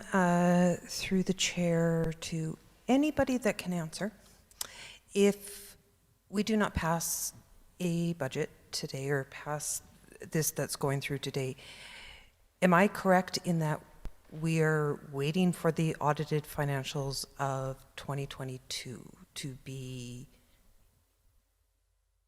signed off on, and we understand that there's going to be a qualification? Or are we looking to perhaps not pass the budget because we want to re-go through our numbers that we just went to? And again, are we waiting for the qualification from the auditors to go through our numbers?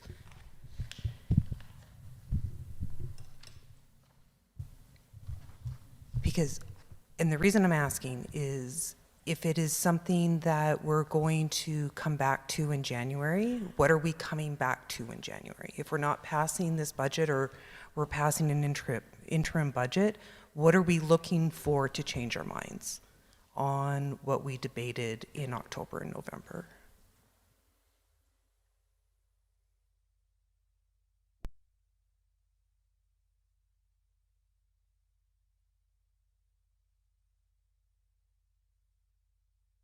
Go ahead. I'll tackle that from my perspective. My intention isn't to come back and tackle the numbers we've tackled. I guess for me, my frustration is I've been on council a large number of years, And as administration said, there's been some historical data or lack of data that has put us into having to delay audits on an ongoing basis. And we all have 2 years left in our term, and I would like to think that after the number of years I've been on council, that by the time my term ends here, that our finances and our timelines for meeting audits and all the rest of it are caught up.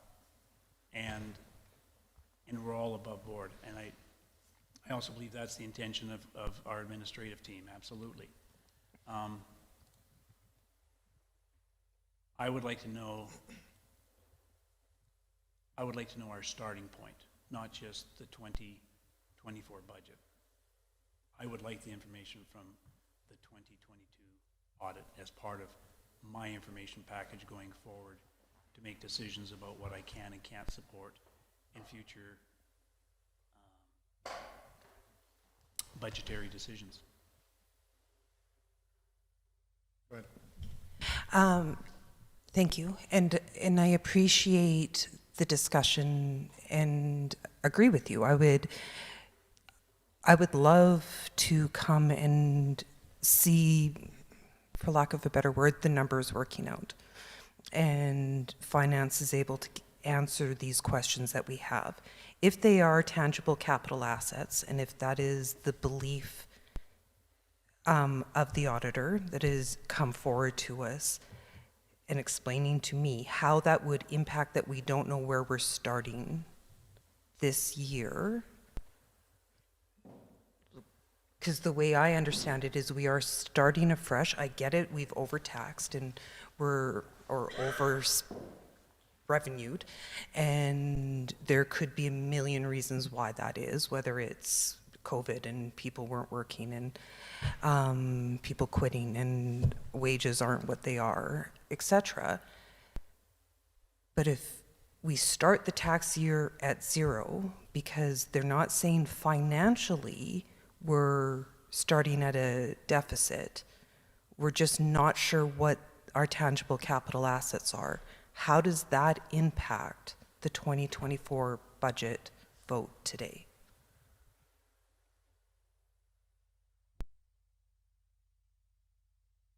Operating budget.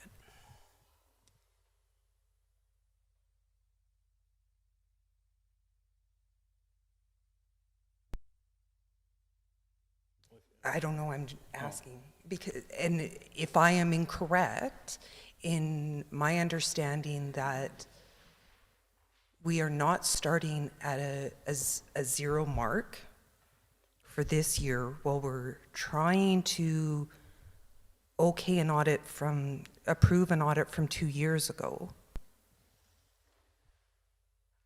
Please correct me if I'm wrong. I see us as starting at zero with the exception of our tangible capital assets, which from 2022, we can't even talk about those from 2023 until we know what happened in 2022 and exactly how that is impacting an operating budget for going forward based on a small surplus, we think, here at the end of Q3. So if my decision to not pass a budget is because I'm still not happy with the reports we're getting back from finance, that's still not the numbers I looked at 2 months ago. And the numbers we debated and we looked at and we understood 2 years ago, I am so sorry, 2 months ago are still good for those numbers, because we're not seeing us at this point in this quarter being far out or far within. We think we're on course for what we budgeted last year.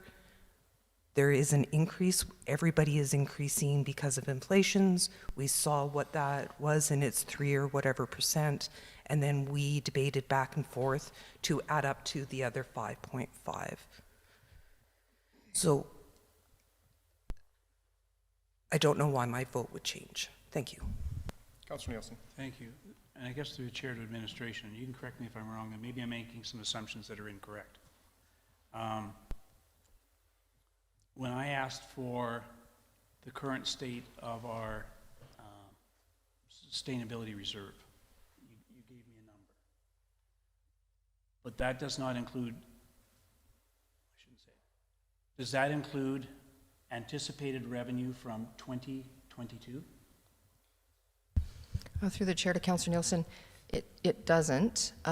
When the 2022 audited financial is done, whatever surplus they've identified, there will be a recommendation from administration on where council should place that money. So it does not include that. I didn't think so. And so for me, when we talk about whatever the number was, minus $900,000 committed, we've got a couple $100,000 left over. Well, do we have a couple $100,000 left over?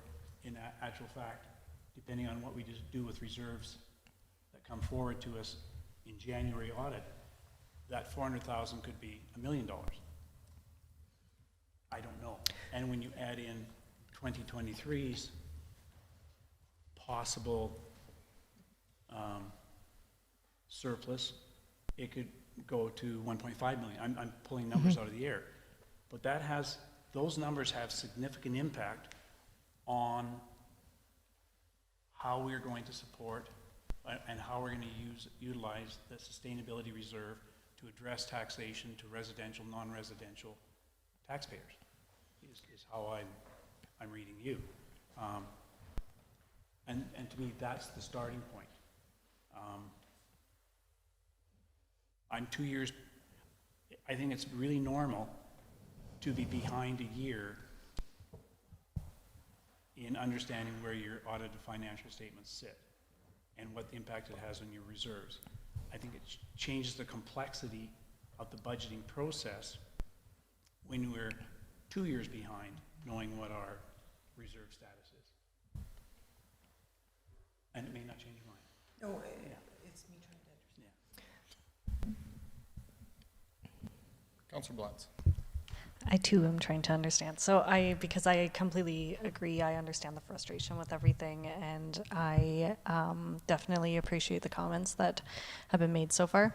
I just wanted, because we keep bringing up the stabilization reserve, and I was curious if the rabbit hole you're going down is that the stabilization reserve may, like our policy surrounding it, may need to change because of the fact that our surpluses keep going into reserve.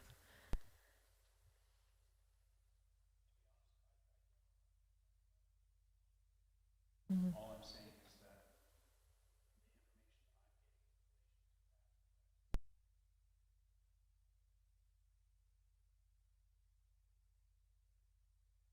the information partially cognizant of what we have in the reserve to offset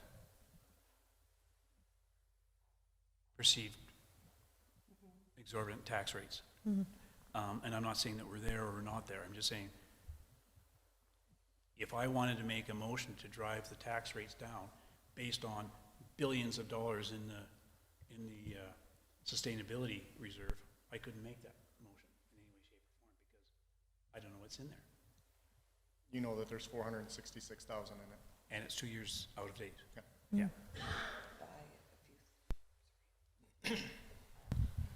Yeah.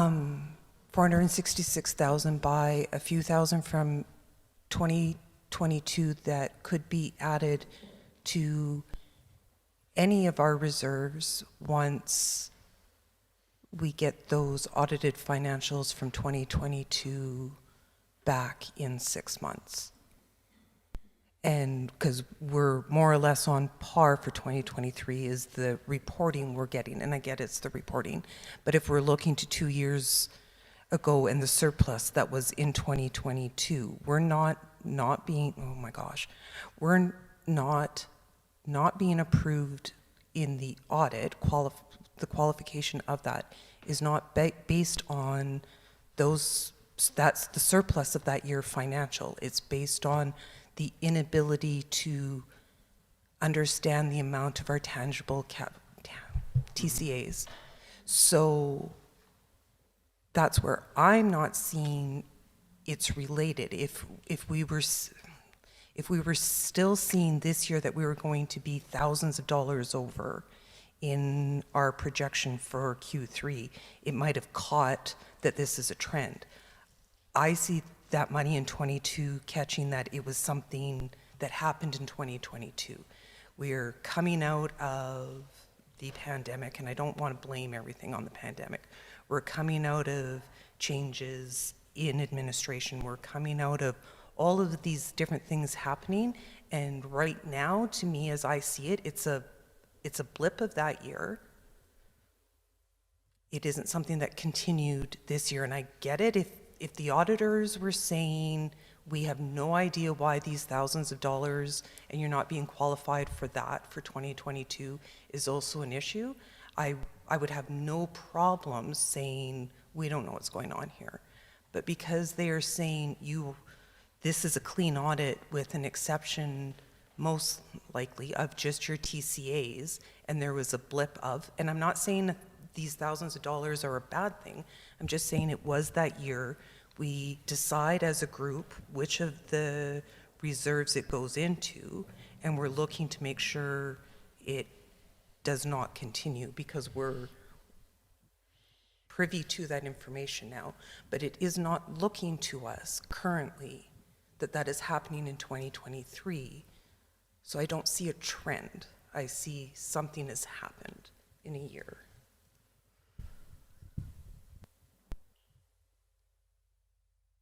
Councillor Elliott. A question through to administration, through the chair. Sue, will we have the audit before we make the final determination on what the tax rate is? Through the chair to Councillor Elliott, yes. The auditor plans to be here in January. So then we would know that before we pass the final before Correct. the final tax rate. Correct. Thank you.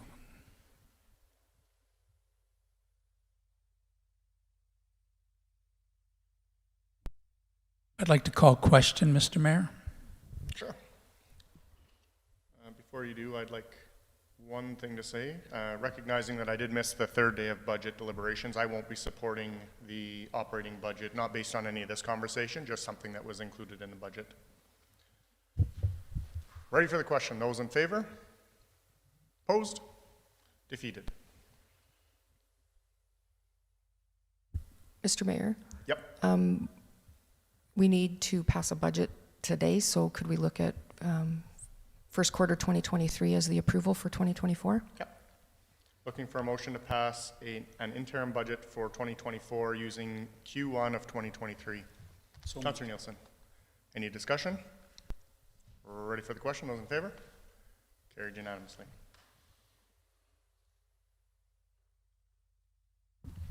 I move that City Council approves the 2024 capital budget in the amount of $6,091,230 to be funded from sources noted in the 5-year capital plan. Moved by Councillor Billingsley. Any discussion? Yes. Go ahead. How will that change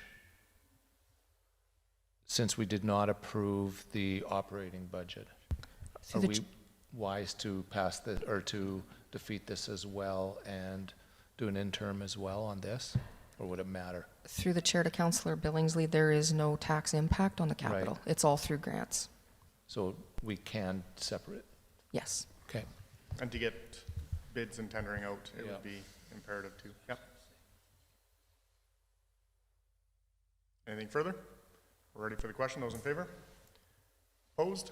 Carried.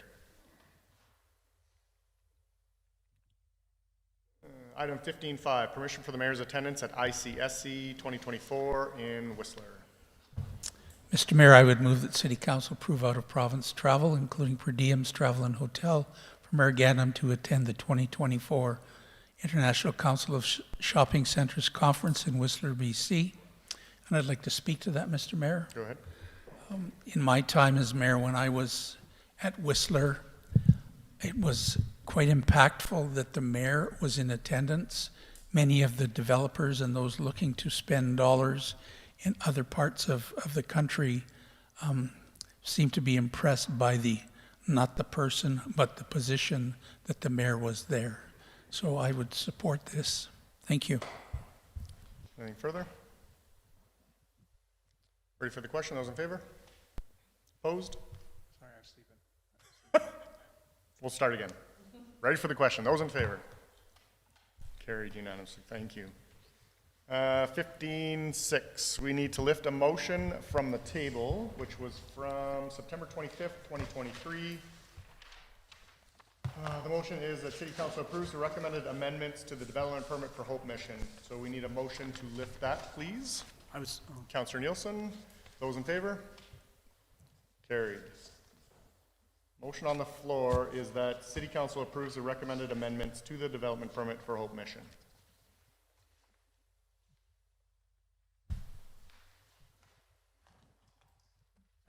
May I? Yep. Thank you. At the time I asked to have this item tabled, there were some amendments put forward by Hope Mission with regard to height of building and so forth. And at the same time, I understood that the city had some amendments they wished to make in relation to sidewalks and road construction standards. So my first question, I guess, is where are we at with amendments at this point in time? So through the chair to administration, please. Through the chair to Councillor Nielsen, I now see where that sidewalk comment came from, that it should be Hope Mission that's paying for the sidewalk, not the city. And the city has reviewed the drawings, or our safety codes group has reviewed the drawings, and they put them on hold at the city's request just until council had a chance to discuss this. So there's no need at this time, Sue, then, for the city to add any further amendments to the development permit or the building permit with regard to sidewalks and or road construction standards? Yeah, that's correct. Hope Mission is responsible for all of that, and the only other amendment would have been on the drawings for the height, but Hope Mission removed that. Okay, I'm fine with that one. Okay.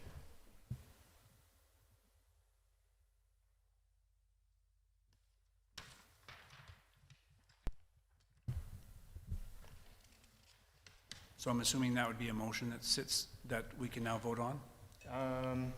So it's that we approve the recommended amendments. That would just be the changes to the sidewalk and who's responsible for that cost? No, they're, well, I don't know, Emily might have a different, we might need to make that amendment just because it might not have been fully communicated on the development permit, but the whole discussion up until the point that council approved it was based on the fact that Hope Mission was going to be responsible for all the service connections, sidewalks, road improvements, everything to accommodate the site development. And just to clarify through the chair, through to Councillor Nielsen, those two conditions included in the previous report by administration are actually conditions that were approved as part of the subdivision of the parcel. And so the reason that they administration recommended carrying them forward to the development permit is just to ensure that they were not lost, to ensure that they were followed through on.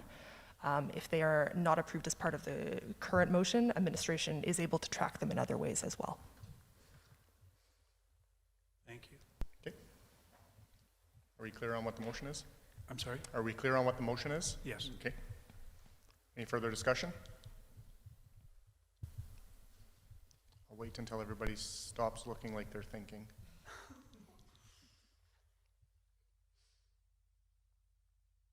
Ready for the question. Those in favor? Carried. The second motion was in relation to the fact that we were being asked as a council to approve what was called the drawings on the September 25th meeting, as were supposed to be attached, and there was no attachment for the drawings. We now have the drawings before us. And so I'm going to move acceptance of the drawings as we now see them today. And I'd like to speak to that. Okay, just make sure that we have it captured. Good. And the reason I put the motion on the floor is the motion on the floor has to be an affirmative motion. It can't be a negative motion. I will be speaking against my motion in that I do not plan on approving the building plans as submitted today. Any further? Sue, go ahead. Sorry, just for clarification, through the chair to council, the wording in here probably could have been a little bit better because council doesn't approve drawings per se. That's the safety codes officer. But the intent was that council can look at the drawings and say, yes, this matches what I was told originally or what I understood when I passed the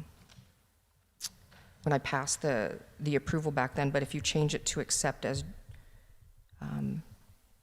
just to accept the drawings as submitted, then that's different than what was originally intended. But it's totally fine. I just wanted to make sure that council knew safety codes officers pass the building permits or the building plans. Then I would withdraw that motion and I would put forward a notice of motion for next council meeting.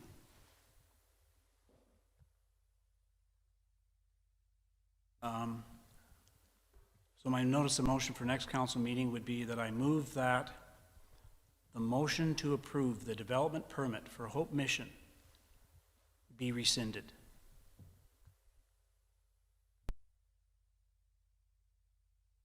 Do we speak to that, or is that just a notice at this point, Mr. Mayor?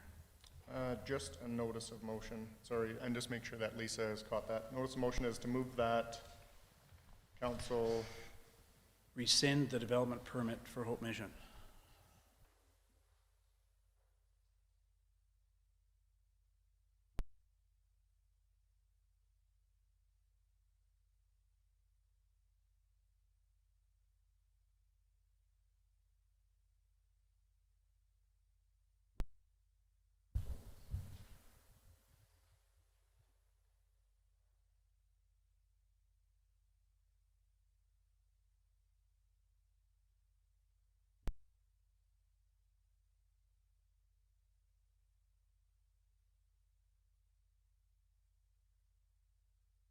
So are we okay with that one? Yeah, go ahead, speak to it. May I make a second notice of motion? Because we don't vote on it, right? It's Right, just- yep. I'd like to also make a second notice of motion. I move that the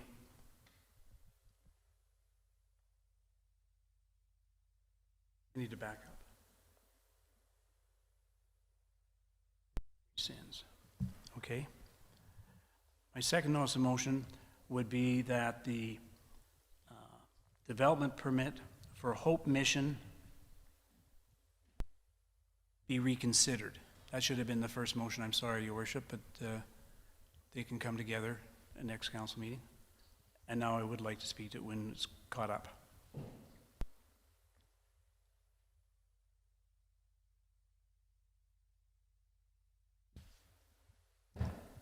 Okay. So, and I apologize, the first motion was to be reconsidered and the second motion was to be rescinded. However, and forgive me, I'm not a legislature guru here. My understanding is that the reason I have both of those notices on board is that the fact that there's a notice of motion for that motion to be reconsidered, my understanding is that there can be no further action taken on moving forward until that motion is actually reconsidered. The second motion is in relation to rescinding the motion. Had I simply put forward the motion at being rescinded, and it comes up in a month's time, a rescinding motion means that unless something has already happened that cannot be undone. And so the first motion for reconsidering is make sure that nothing gets started, because that would make the rescinding motion null and void. And that's why there's two motions before it.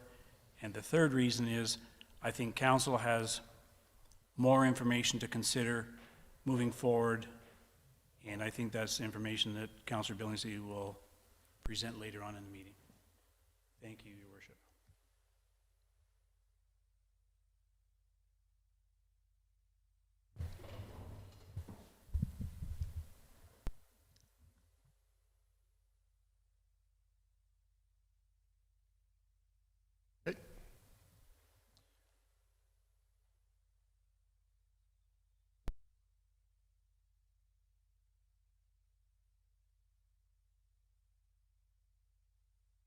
15.7, Hope Mission Project.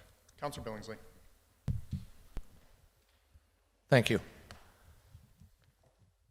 Over the last few days, myself and Councillor Nielsen have been in discussions with Minister Wilson's office in regards to the potential of a different solution to the shelter / recovery / whatever Hope Mission is providing. We were provided yesterday, well, we were provided a couple weeks ago confidential information. Last night, I was informed that now this can be made public, and I think that that's important. And it's a memorandum of understanding with Maskwacis Recovery Community Initiative that has indeed been signed off by the 4 chiefs.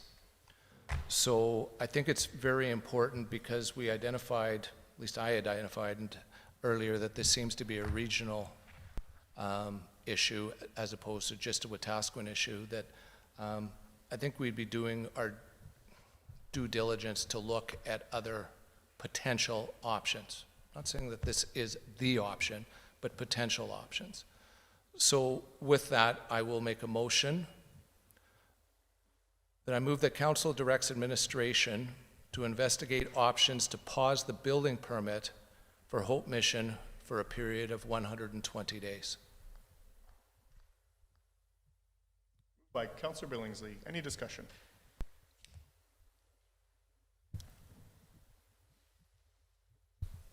Is there a reason that we haven't had a meeting with 4 chiefs or with Minister Wilson or being presented with this information from the province when it's the province that's funding the project right now? The intent was to actually get together earlier in the week, but unfortunately, one of the ministers who was planning on coming down had a family tragedy, I guess, and unfortunately, that wasn't going to happen. As I said, I don't know for sure that this is going to hold, or this is in the best interest of the community, but it has potential if so. So as I said, I do believe that doing due diligence, Hope Mission has not started construction, hasn't dug a hole, hasn't done any of those type of things. We heard loud and clear this morning by the people that came this morning, I'm not saying that's everybody in the community, to take a look. Here we're going to take a look.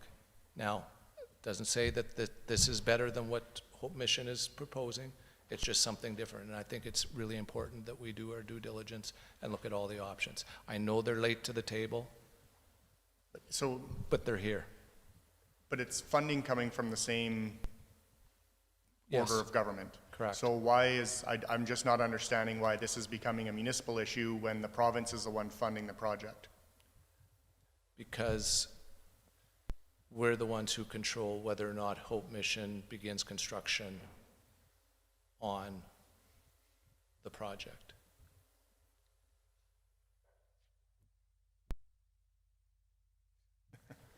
Okay. Councillor Aberley. Thank you, Mayor Gandam. Through the chair to Councillor Billingsley, why 120 days? 180 days? Oh, I wrote it down wrong. No, I don't even know where I am. No, he's asking. Oh, I understand. Why? I don't believe that that this will happen overnight, whether or not putting this all together and having a solid plan will happen in a matter of 30 days. And I think, and it's not, and I also believe that because of winter's coming, that Home Mission will not be in a panic. They won't be starting construction, at least, I would think, till April, May, anyway. Similar to that not happening overnight, contrary to popular belief, neither has the plans for the shelter that's being presented now. We've been working on it for well over a year. So Right. again, my frustration with the province coming to and getting into an agreement with an organization to fund a project is now coming back to propose another project. And again, I don't know why the city is doing the province's dirty work. So I won't support that motion. I think we've been in conversations with both the province. I've made many attempts with Musqueam and the Four Nations to have a partnership, and for the province to come back at the 11th hour saying, yeah, but we might be able to do this, I'm not supporting that.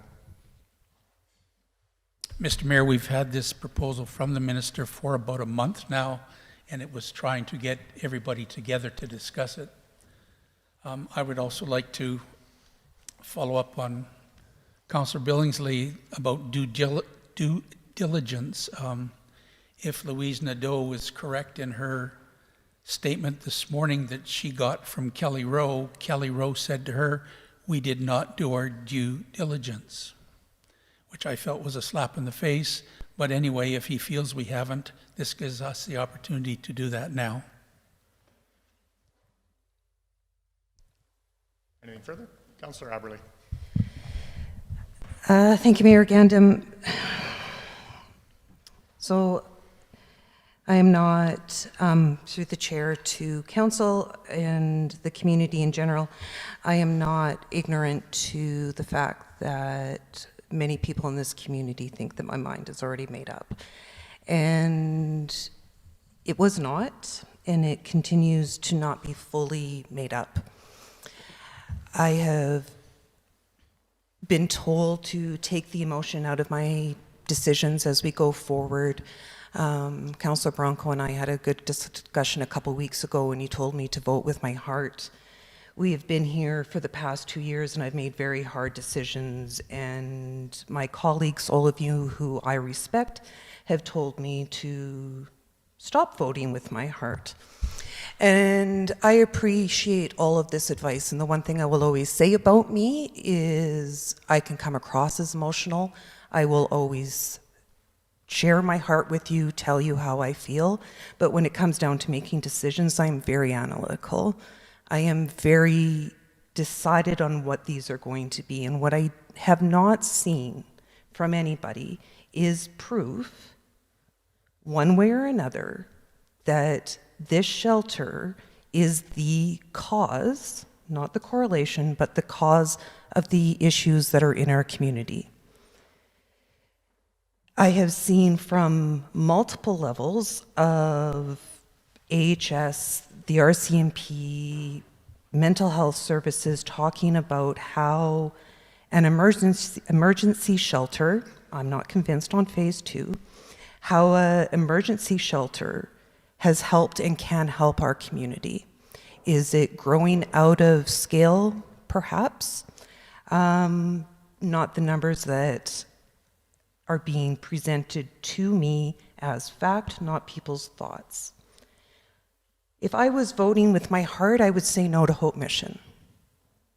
I'm not voting with my heart. I'm voting for what I have believed since I've moved to this community. All the work that most of you have done is that something inside our community is needed. I hope that what is being proposed for us as greater establishments to make it a regional system in central Alberta, I hope that all of these things come true and that we can have multiple areas working to help the people that are struggling, whether they've been struggling for generations or finding them newly struggling now. I hope we continue to support these things. Our job is to continue to look after the businesses, is to continue to look after our citizens, is to continue pushing our RCMP and K Division and our ministers of many in this province to continue to look at the issues that Wetaskiwin has. now and has always had. That is our job. I am voting against this delay, not because of my heart, but because I believe that something in this community is needed. And maybe it will be small, and maybe everything around us will grow to take that away from us, and I hope I'm wrong. Thank you. Councillor Blatz. Thank you. Through the chair to administration, I have 2 points. The first one is, are we able to do that, like stop building permits, because have they not been approved already, or what's going on? Through the chair, through to Councillor Blatz. The text of the motion, I believe, was to investigate options, and indeed that's what we would need to do. My understanding is, given the ownership status of the parcel at this point, that the city's power may be less, the city may have more limited power to withhold building permits. However, we will look into what the options are. Okay, thank you. I was just curious about that because I wasn't sure if we're able to tell somebody to stop for 120 days or if it's us actually having the power to do that. So yeah, that's why I wanted to confirm first. Yeah, so second part of my thing. So it was funny because Councillor Aberley talked about how we've been talking about this for the 2 years she's been on council, but it's been 5 for me, where we have open and closed shelters nonstop for every year that I've been on council. And we were told time and time again that the city needs to get out of the business of running a shelter, and so we did, and we contracted someone to do it for us, and now we're being told that we should still have an in with running shelters, and this has been incredibly difficult. I'm someone that has worked in healthcare for 10 years, and I have seen how bad it gets when we don't have a shelter. I have seen people freeze to death. I have seen people using the hospital as a shelter because we don't have anywhere else to put them. We can't release people from the hospital unless they have a place to go. And so that makes it incredibly difficult when it's -40 and there's nowhere for these people to go. In regards to everything that we were talking about with another facility, that would be great if that's something that can be done, but I don't think that negates what we need in our community specifically as well, because I do get concerned that if we have something outside of our city, that it won't get utilized and we'll still be in the same position as we are with having encampments set up, and then we're back in the same position again of talking about an emergency shelter. And so I don't think that 2 projects need to be separate. I think that they can work and operate together. How that looks, I don't know, because the province is the one that is funding this. And if they feel strongly that this second option is the option that we should be deciding on or be a part of, then I feel like that needs to be communicated to us and bring us to the table rather than just being mentioned in it, especially when they're the project funders for both projects. And so for me, I don't agree with having a hold put on for what Hope Mission has been approved to do. The reason why is because I talked to Salvation Army when we were at the holiday train. They mentioned to me that they had over 200 applications for Christmas dinner this year, which means that there's 200 families that are living below the poverty line within Wetaskiwin that aren't homeless yet. Those are 200 families that could end up homeless in the next year. And so for me, this is an ongoing issue, and we're only going to see the unhoused community get bigger, and we're seeing it everywhere. Camrose having 80 homeless people for the first time ever. The problem is only expanding from here. Do I agree with us being the central Alberta hub for this? Absolutely not. I want to help our people, and I want to help our community, and our community has a large unhoused population that I know from 5 years of getting so much feedback from different subject matter experts that this is something that we need. And if there's another project that goes in accordance with this, I'm okay with that too, but I don't think that we need to put projects on hold to see what something could be, because I don't even think that that should be our call. I think that should be the province's call. Thank you. Anything further? Councillor Elliott.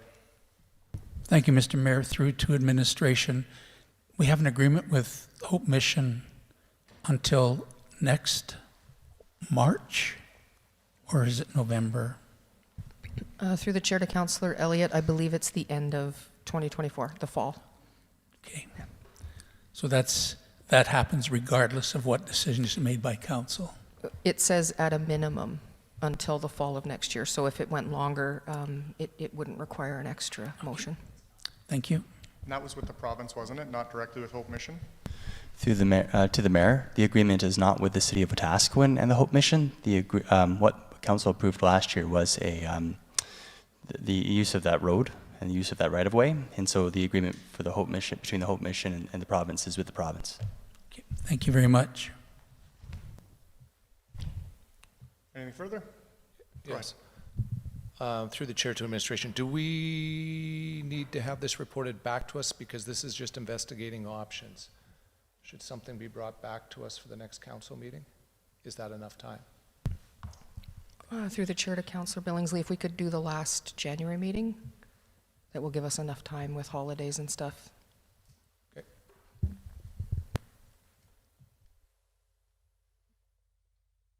Sorry, Councillor Billingsley, just adding to your motion then a report back for the January 22nd meeting. Thank you. Okay.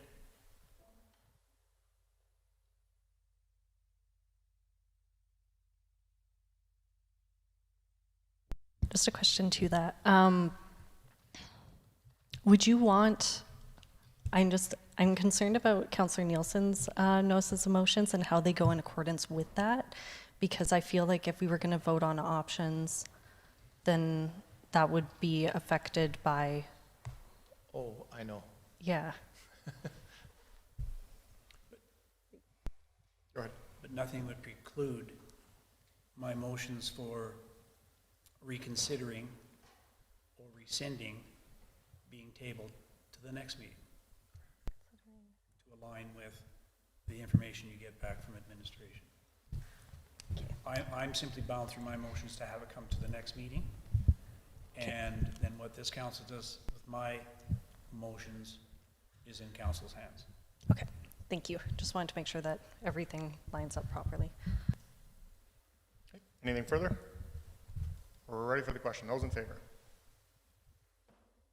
Opposed? Hold it. What are we voting on? It's on your screen. Oh, Dean, I thought that he was talking to his motion. No. We've already voted on it. Okay.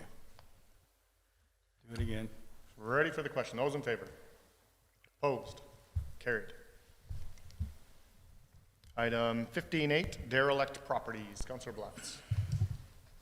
Thank you. Yeah, with the information that we got in committee of the whole, I just wanted to say that it's really important to have this sooner than a year or 2 years. And so I think that us looking into derelict properties using the city of Edmonton, to me, it's that would just take too much time, and we have other municipalities that we're able to look at as examples. And so I would move that City Council directs administration to prepare a draft residential assessment subclass bylaw to bring back for approval by Q3 2024.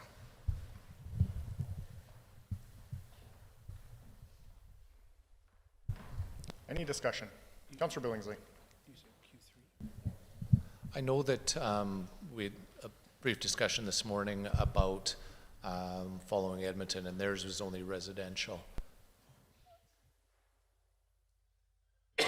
Would you be open to the idea of commercial as well? Absolutely. Yep. So You can make an amendment. Yeah, you can make an amendment if you like. Okay, then I would like to make an amendment. A draft of residential and commercial assessment subclass bylaw. Yes. Okay. I like that. Thank you. I didn't catch that. Amended by Councillor Billingsley to the amendment. Councillor Bronco. Could we add to the amendment if I can or not? No, speak to the amendment. If you'd like to make an amendment, you can do that after we vote on this one. No, I guess my question, that's the rule. Okay, no, my question would be different, but, okay. Anything further to the amendment? Ready for the question? Those in favor? Consider it amended. Councillor Bronco. Like we're going to derelict properties. What about the city's properties that don't get grass cut or anything like that? What happens to that?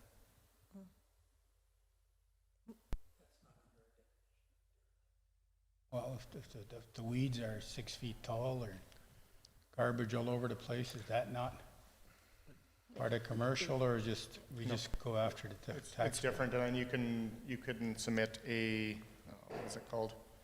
Service tracker. Service tracker. Thank you. So Thank you. the city has an online service tracker, and then you can make that complaint, and then it gets addressed. Councillor Billingsley. I was just going to say, we could charge 5 times our taxes that we pay for our municipal buildings, and it wouldn't matter. It's a level of service, what he's speaking of, not taxation. Ish. Because it's not meeting the level of service that council Correct. is. Yeah. Anything further? Ready for the question? Those in favor? Carried. Anything else from administration? Nope. Mr. Mayor, Yes, sir. I would like a point of privilege to read a letter that I wrote. Sure. Thank you. I spent a lot of time thinking about this, and I stewed over it and everything else, but I just, to mayor and council and to the citizens of Wetaskiwin, first of all, I'd like to thank the people who shared their views today, but I feel that I need to reply to those who feel council is not listening. This is my point of view, not that of council. There has always been a concern for the unhoused in our city, and various solutions were tried unsuccessfully. In February 29, and let me emphasize, almost 4 years ago, Council directed administration to investigate options for a permanent solution to this challenge. June 2019, Hope Mission presented to Council in a public council meeting how they might be able to develop a homeless shelter. And I'm talking about that time period now. During that time period, Council received many favorable, positive, and supportive comments, emails, and letters regarding this proposal. In that period of time, I did not receive any negative comments. As time passed, funding to proceed with the shelter came from the provincial government, not the city of Wetaskiwin. All of the decisions made by council were done in public meetings and in public hearings, regardless of what you were told at different public forums. Where we have live streamed and made our meetings available on YouTube. So we have not been trying to hide things, and nothing was done in secret. Quit it. Decisions made were by a vote of the majority of council, not just the mayor. The mayor can't make decisions without the support of council, and all decisions must be made in a public meeting. The city manager does not make decisions, only council can do that. Threatening, swearing at the mayor, his family, the city manager, and council members has no place in a democratic society. There's one person in council chambers at this moment who called the unhoused people savages. That shows you the mentality of some of the people who are working with a different group in this community. One vocal group suggests that the people in Wetaskiwin don't feel safe. How do you think council feels with the threats and bullying it receives? As well, a number of people who wanted to speak in favor of the shelter at town hall meetings did not do so as they did not feel safe. Council also hears about the lack of businesses and development in our city. And I really want to think about this question. Let me ask you, if you were a family or a business looking to relocate in Wetaskiwin and you read what's on Rant and Rave, would you move here? Maybe you should look at yourselves and not always blame council. Keyboard warriors share rumors and misinformation without checking facts. That is cowardly. Talk to us face to face and get the facts instead of hiding behind your computer or iPhone. Do something positive to make our community better. Volunteer to help with the Salvation Army kettles. Volunteer for a community board or committee. Volunteer at the food bank. Help out at community events.